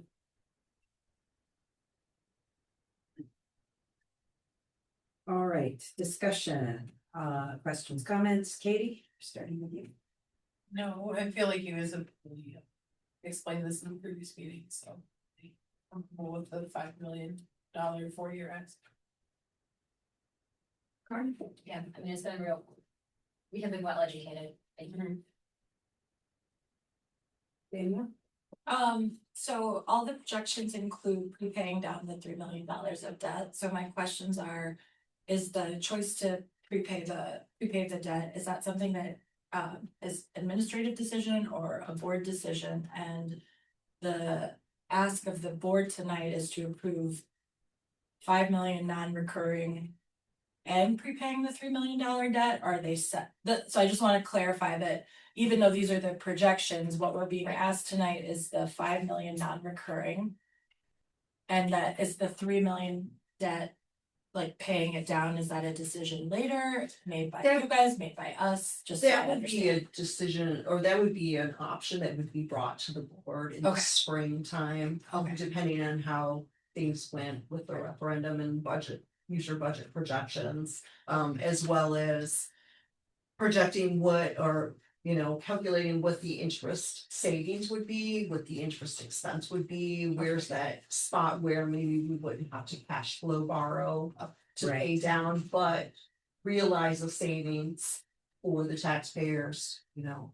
We do have a fund balance that we could pay some of the debt, so looking at that, but it's not set in stone right now, and there's, it would be brought to the board for a decision at a later time. Yeah, for anyone who's wondering, the resolution itself is actually attached. The specific resolution is attached to the end. Right, I know that, it's just that all the projections include the prepaying the 3 million debt, and so it's like they're conflated in the projections. So I just wanted to make sure that I was clear on what we were doing. And I would like to add too, I'm glad you said that, the reason it was shown in this projection was because if we pay down debt, we could bring more levy back into Fund 10, which could reduce that deficit. So instead of excluding that option and asking for more because we weren't doing that, I wanted to show that that's why it's there. Okay, yeah, that makes, okay.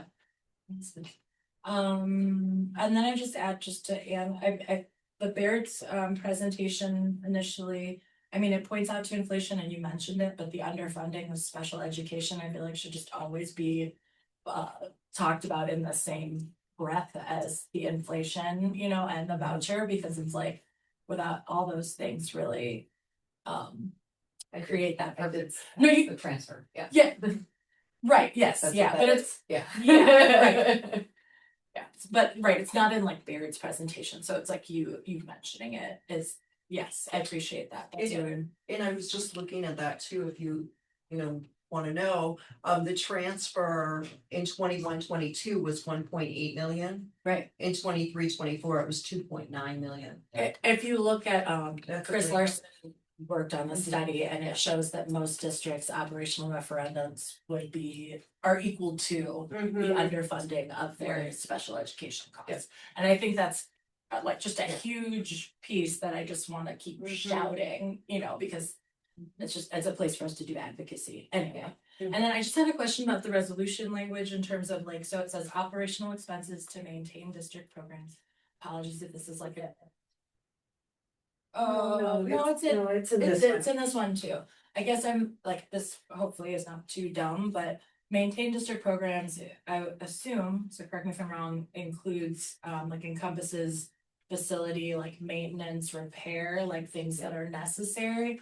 Does it cover, or would it include anything done to facilities that is like would not be deemed like necessary, like repair or maintenance? Like if you were like, I don't know, we need to upgrade the cafetorium or something, and like if that's coming out of, or like, am I making sense? No. I think you can spend money. I mean, maintaining Spend money on programs is maintenance very is broad. Yeah. I know, I'm maintenance, like maintain, you can't like. You're wondering if it can be an addition? I mean, I think the Yeah, like, purpose. could you upgrade and could you look to upgrade facilities beyond maintenance? Not like in a major way, but I'm like, what if the the green garden or something, you know, if like, maybe there's.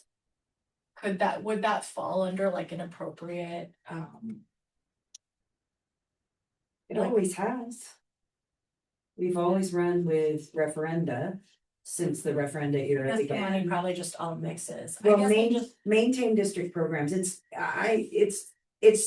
language, I don't think it's a technical use of the word maintain, I mean, everyone Okay. uses this language. well, there's different like, school, Yeah. people use different languages that can directly speak to sometimes like facilities as well, even if not in the capital referendum. So I was just curious how you like, I guess the way, and I don't know, Michelle, you can speak to this, the way I would look at this is what we're asking our taxpayers for is the ability to maintain the staffing that needs to be in place to provide the programs for our students and to maintain the spaces that they're in to make sure that, you know, that they're functional. So if that means that, you know, for example, in Parkway's health room, they had carpet, which is unsanitary, we're gonna put tile floor in there because it's necessary to keep things functional for our students, right? It doesn't mean, yeah, you know, I think tech. I would look at Michelle and I making really strong decisions and along with the board's support to ensure that we're not placing money somewhere that is not necessary right now, considering the fact that we're trying to work at keeping some of those pieces there, knowing that there are really strong capital needs in our building that might be Right. addressed later. So I think not, you know, I guess being judicious and like saying, I'm not gonna necessarily go ahead and do a renovation in the cafeteria because. I know, I couldn't think of examples, I right, guess I yeah. was just like, I don't, like, or even thinking about like tech, if there's like, you know, there's some things our audit says we need to do, but is it No, that's. necessary, or is it like? And now that I'm saying it out loud, I feel like there's probably some gray area, it's gonna be discretionary and whether or not it's, you know, primarily benefits our students and. It's fiscally sound, so I guess I take it back, but thanks. That's all I got. Yeah, I sometimes you guys know. Yeah. That, yeah. I think the clarity in maintaining to me is making sure that the community has a clear understanding in our resolution to exceed the revenue limit. Mhm. That the purpose of doing that is to continue to maintain the programming and the level of education that we're currently providing, right? Right, which can mean like increasing staff, it can mean things. Going like increasing salaries, right, to maintain good leadership potentially. We're worried that the language freezes us and. I just wanted to see if, yeah, I think I maybe kind of saw it like that, but it's I like, you're think not that gonna add The a. difference curriculum is the program. enhancement, it's the yes. enhancement piece of it, we're not Right. seeking money to enhance something right now, Right, we're seeking right. it to maintain the level of education that our Yeah. students need in order to be successful at Nicolay and beyond. Right, Right. and with inflation, but with rising costs, like that bar sometimes moves, right? course, Is that right. okay, all right, okay, thank you. Sorry. Yeah, I will be voting for this resolution. We've talked about it for months and gotten so much clarity of information from you, so I think it makes sense. I mean, I recognize we may not always have to ask for all the 5 million. I don't know if taxpayers always understand that, but it's a maximum. If it were to be approved, it's hard for me to even talk about this stuff. I'm so angry with the new legislation that's now starting to cook through. Where the legislators are gonna try to claw back the $325 per year increase that is still less than inflation. We're gonna send over $1 million to private schools out of our budget this year. I mean, it's just. And then people are trying to stir up anger among local property taxpayers for having to fund public schools that the state won't fund, and I just was driving here, just trying to figure out how I can talk about this without sounding like a crazy person, because I don't know why my family is paying state income tax if they can't fund our schools properly. And we have to go beg to taxpayers locally who are then being fed a diet of anger at public schools without getting information about the amount of money we have to send to private schools, not just through voucher payments, but through staff support for private students who need special ed supports and other kinds of supports that we don't get reimbursed for. Kelly and her staff are taxed to the limit some years. You know about this in SPED. I mean, it just makes me so angry that we have to put energy into this. And Anna and I were talking about this. As leadership, this is not what Anna or any superintendent signed up for. to have to beg for money, you know, to budget, to build a healthy school for students, yes, but to have to do this, God, it just drives me crazy, so. There, that's all I have to say, but thank you for all the hard work that goes into this, that you could be putting into stuff that's really about what our students need, but you do such a good job, so thank you for the clarity, Wendy. Chris? Well, just that the vast majority of school districts have to go to referendum because of this way the state funds or doesn't fund state education. We've talked about inflation. We've talked about the underfunding of special education. If the system is set up to require public schools to go to referendum, to give voters choice on the extent to which they want to fund their public schools. And that's the way it's set up. Yeah. Which is good unless it's being gamed. Right, where in the last biennial budget, of course, you know, legislators touted how they were gonna give schools 42% reimbursement on sped costs. Well, it was a lie. It was a lie. We're gonna get it back 35%. It's just a lie. No one's taking it back. No one's taken back all the things they celebrated, right? Just makes me crazy. Katie, did we? No, okay. All right, visitors, comments, questions? Martin?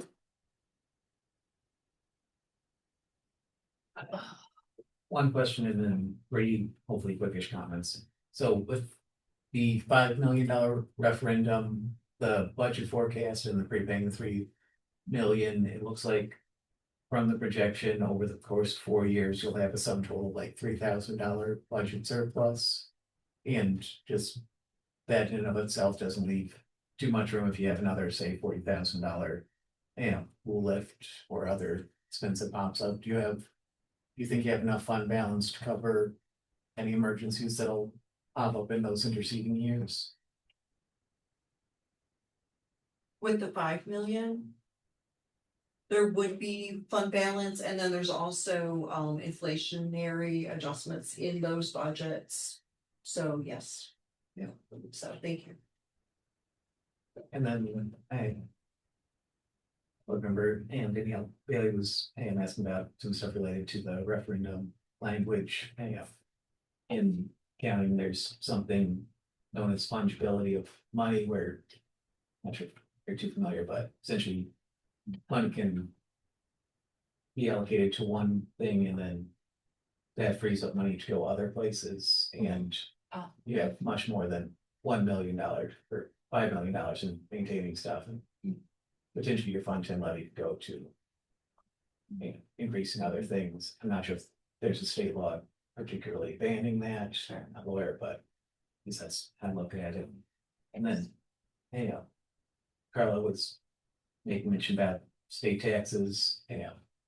The state taxes, by and large, do go to, or a lot does go to fund schools, just not our schools, since we are. Thank you. That's.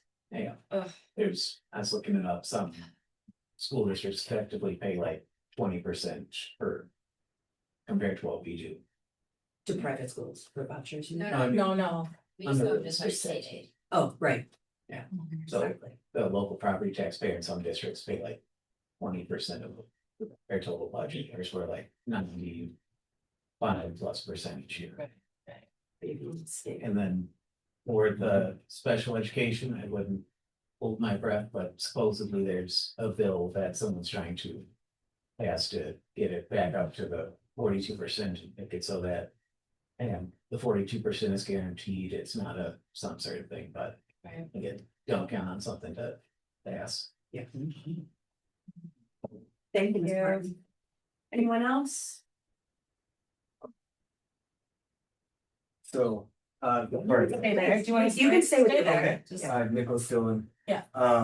So I think I saw the forecasted budget, with this referendum going through, that it doesn't increase taxes. About, was it 667 per 100,000? Per property, $100,000. Oh my God. So, yeah. If you want a $200,000 home, it's gonna go up twice by 667. The way I think of it is currently we have a $4.5 million referendum in place. If this passes, it would now be a $5 million referendum. So we would be asking taxpayers for $500,000 more next year than we get this year. So that's the additional money we'd be asking for. Is that a fair way to? think Yeah, of- and the difference is, $41 per 100,000. $41. Yeah, the That's difference 6%. between the current year, yeah, it's $6.75 is the projected mill rate when we're currently at $6.34. And that $6.67 is if the district were to have a $4.8 million referendum. So Again, the difference from our current $6.34. I missed the decimal, Yes, so I, Yeah. my eyes. Yeah. That would be something. Okay, thank you. And last year we were higher because we had the $1.5 million referendum and the 4.5 sitting there, so we were actually asking for 6 last year. To help improve us out of some fiscal trouble that we were in, and then we've now kind of levelized that and looked at what is needed to close that gap. Okay, awesome. Yeah. Then I'm gonna dive into the history of it because it's the first time that I saw this information, so I'll Yeah. Yeah, more knowledge on my own. yeah, and feel free to reach out. That's good. Yeah. Yeah. Glad you clarified that. Yeah, so it looks like a big number. It's, in my mind, it's not that much bigger than what we're currently getting. Especially when you take into account inflation, which is coming. Yeah, so the increase isn't that crazy. It's, like I said, I missed the decimal, literally. Yes. It's embarrassing, I'm being honest. No, I didn't. I'm glad you asked. Yeah. For sure. Well, and properties won't be assessed for some time, so that we won't have that increase on top of. Right? So the last year, one of the things that happened that really hit people hard was that, with the property reassessment, private housing went up quite a bit, but commercial property went down. So the shift of the burden within the city went to homeowners and away from commercial property. So there was a lot of pieces that fell into place in a really bad way. And so what Danielle's pointing out is there won't be another property assessment next year, and so we have that piece of stability in place. There won't be that. There's no risk. As far as the assessment is concerned. Correct. Right. Yeah. And the $67 is something you might, it's not, it's a lot for anybody, money's a big deal. But Yeah, right. that's something to lead with, I think. Yeah. Okay, anything else? All right, before us is a motion to approve a resolution authorizing the school district budget to exceed revenue limit by $5 million per year for 4 years for non-recurring purposes. The motion was by Karen Cromwell with a second by Katie Avalos. All in favor? Aye. Any opposed? Oh, do we need a roll call? Yeah. Okay, Chris Robinson? Aye. Katie Avalos? Aye. Karen Cromwell? I, Daniel Bailey? Aye. Carla Pennington Cross votes aye. The motion passes unanimous. Okay, moving on to the technical part, item 6E. The other thing. I don't know what the to call other it. thing, let's see. Let's just shift that motion, that's in there too. Oh, is it? Okay. The recommended action, you'd have to read it off the agenda item. Do we need any explanation, Anna, or can we go ahead and make the motion? No, you can make the motion, I'm just gonna shift it in the recommended action to reflect what Chris is actually gonna Right. say. So this is gonna be, we're gonna now address the resolution that would allow us to put this on the ballot in April. Okay. So Chris, do you see the No, language? I thought I had it. Okay, it's- But no. is it right? Is it? It's in the agenda item, in the I- left column. Right, in the agenda description. I got you. I rarely make motions as the president, but if no one else can see it. Yes. Is it? It's, Katie showed me, I was reading the wrong one. It's the resolution providing for a referendum. Yeah, action. yeah. You got that? language? Yes. Okay.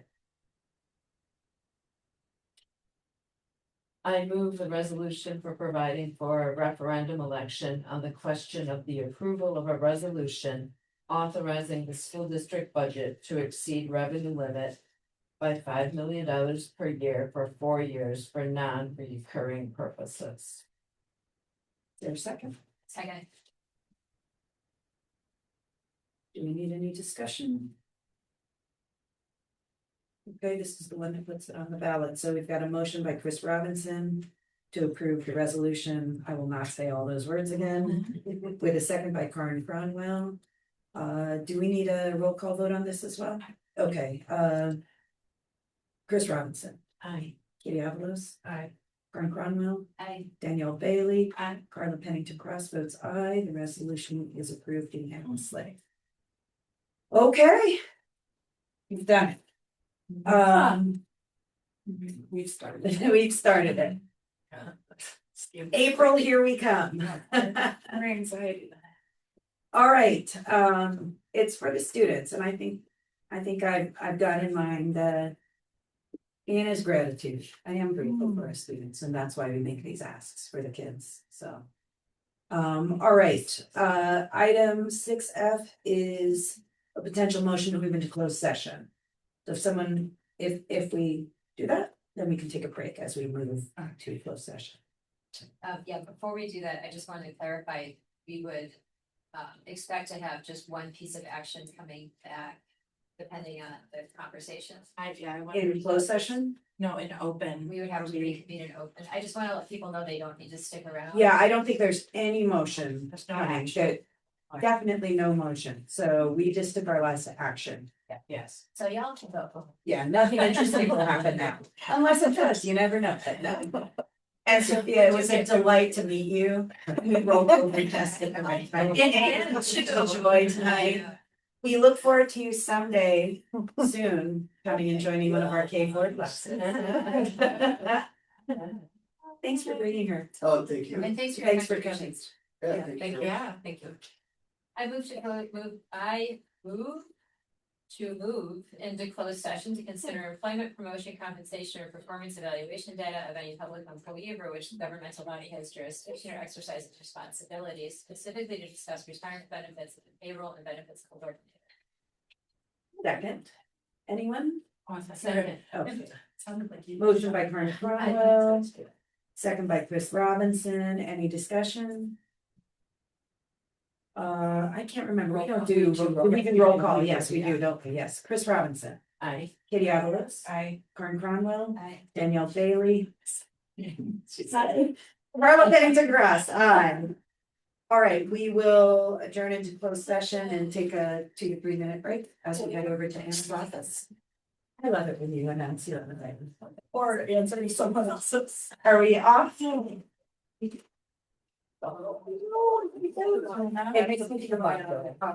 Everyone.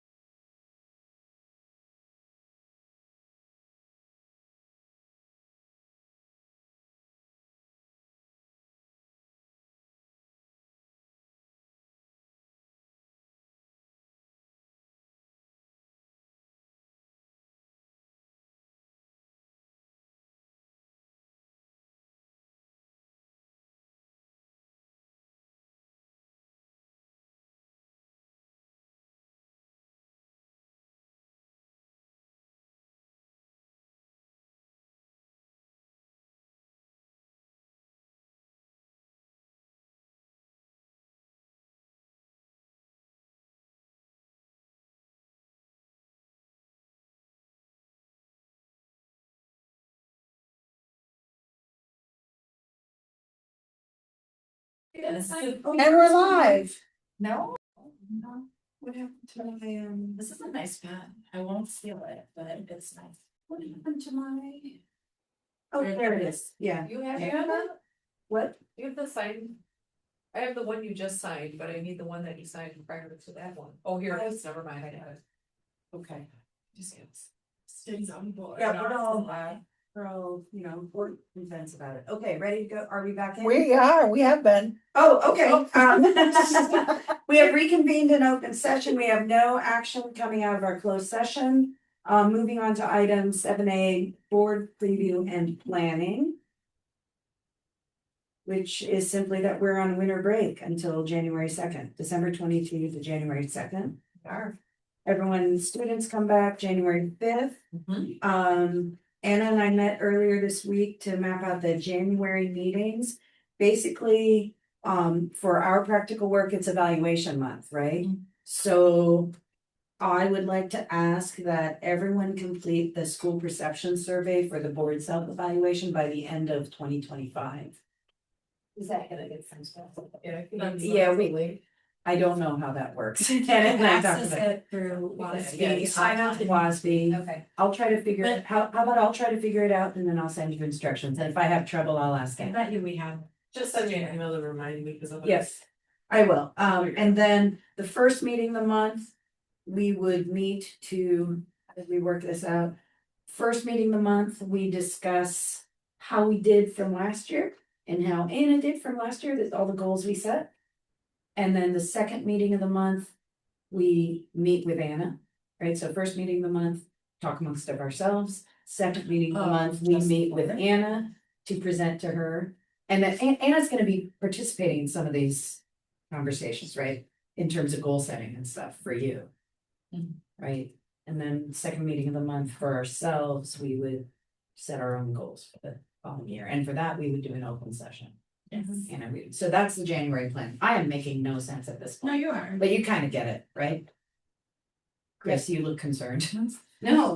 Okay. Chris, you just have to do the WASB thing. Yeah, all we have to do is first do the WASB. Well, that's what I was like, okay. And then we get charts and things and pie charts and maybe Yeah. I'll put them all in a folder again and remember that I did that.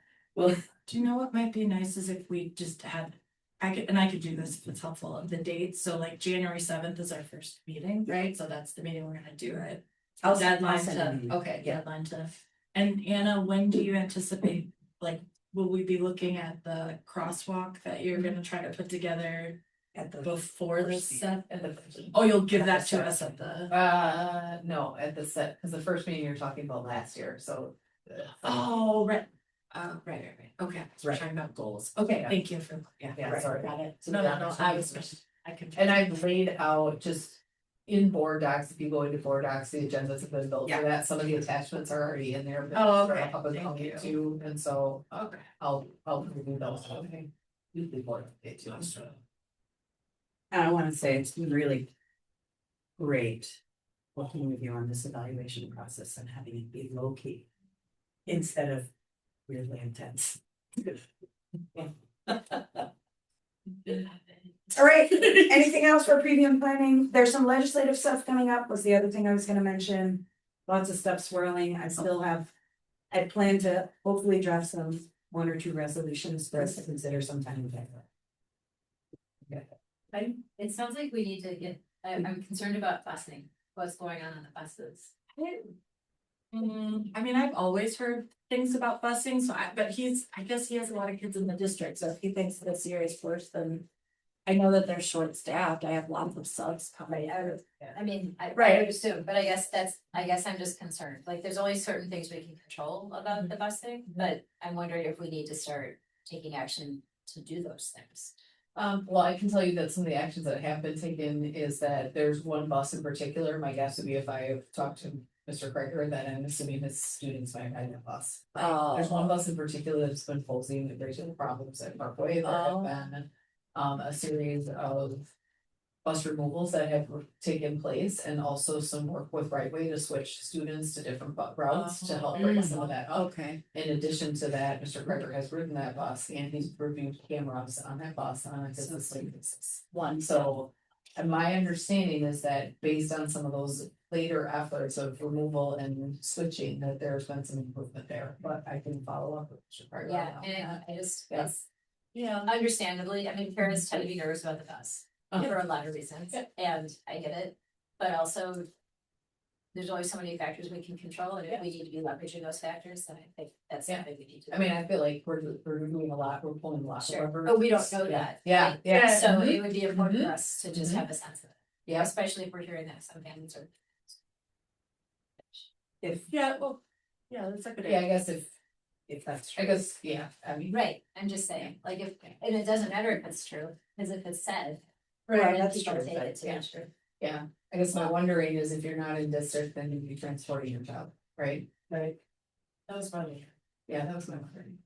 Well, it depends if you go to private school, we would be transporting them. Must potentially. Or if they open enroll to a partner school, they're still. But we're off topic, but are you? They don't. Oh, that's There's no right. busing, it's open enrollment, it's parent trans. No, Right. we bus kids to like St. Eugene. Oh, that is not open. Oh, sorry.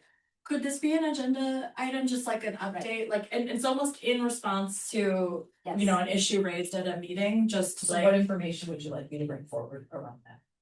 I think what you like. It would look like, I don't know. How is data gathered? Empowered.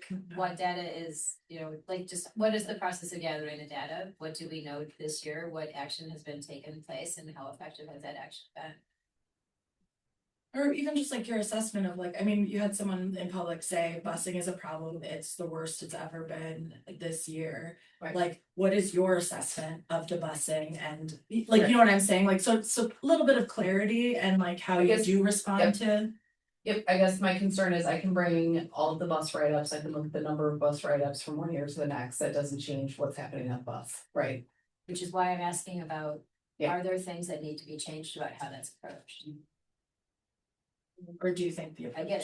it. Yeah. But also. From my perspective, I think that from an appropriate board oversight perspective, right? To me, the interesting questions he raised were around this question of how students understand safety and whether some of the data we're gathering about safety in our schools is tripping over into bus safety. Mhm. That's where I find it interesting. And As there's, far as our tracking our KPIs, is there a way that we can try to Mhm. disentangle those two I mean, I think questions so that we can better understand what's happening in our schools? You know what I mean? Like, is that sense of safety, if there are students who are saying they don't feel safe because of their experience on the bus, then that's a very different story. Right. And that was a really interesting question. That was. To me, that's a different story because we, like you said, we don't control that the same way we do Mhm. what our staff are doing in-house. So that's where my head went like, yeah. this is, We are, yeah. And we are legally responsible to and from schools, right? yeah. And so we need to make sure that to and from is safe as well. Yeah. Yeah, my head went to like community concern, voice to all of us. And we don't have to give that to you, you heard it yourself too. And I guess if like, does it make sense from a board oversight role to just know how Anna, like how they are responding to that and which you gave us in this meeting, does it make sense? Is it appropriate for us to just talk about it once more in like a more like prepared setting publicly? I don't like Yeah. that's a really a genuine question I'm about sa- our role and oversight, right? Like I'm genuinely with that. thinking about it. Yeah. With a referendum coming up in April, where are we gonna, in what agenda between now and April would we put a bus discussion? Not in Or do you do it in May? After this, you Or know, at the end of the year. right, when you think about what Well, Anna has to we're do doing now it between now and April. Sure, and again, I'm not trying to create like a significant. like, No, I no, know Of course, of Yeah, we course, have- of course. It's. Maybe It is an not. essential piece, I mean, you're asking. You're asking the difference between the bus environment and the school environment, I think that is important for us Yeah. to differentiate. Yeah. And also, there's a lot of environments that could be differentiated, I would say if on the playground, but we're not clarifying that, I mean, that's, Mhm. Yep. so. But the bus is something like, Maybe your weekly update might reference this, you know, like, so that there's some memorialization for us, and then it looks like. You guys are doing work, actively working on it right now, so yeah, maybe it is like as we look at, I don't know when our contractor or sheriff comes back up for right, but either way. In a more downtime, right, to kind of just be like, here's how it went, here's how it's going. Here's some things we wanna do next year. when we- You're just wondering about budget impact, like if we need to change our approach of how we leverage what we can leverage for busing. I mean, to Potential me, budget impact. you're talking about, I mean, to me, the one thing that you would do is you would place adults on the bus to supervise in addition to the bus driver, so you are going to be paying people for 3 hours of sitting. Right. Right? This is volunteer. I'm wondering if that's what needs. I'm wondering if we need to know whether or not that needs to happen. Okay.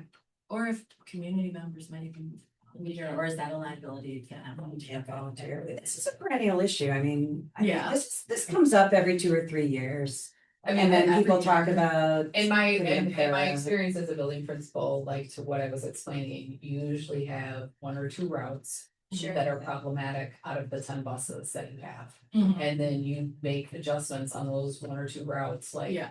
assigned seating, working closely with the driver, doing daily check-ins, making sure that, you know, you're being clear and consistent, reteaching expectations with students, and then maybe doing a couple rides to like clarify those expectations.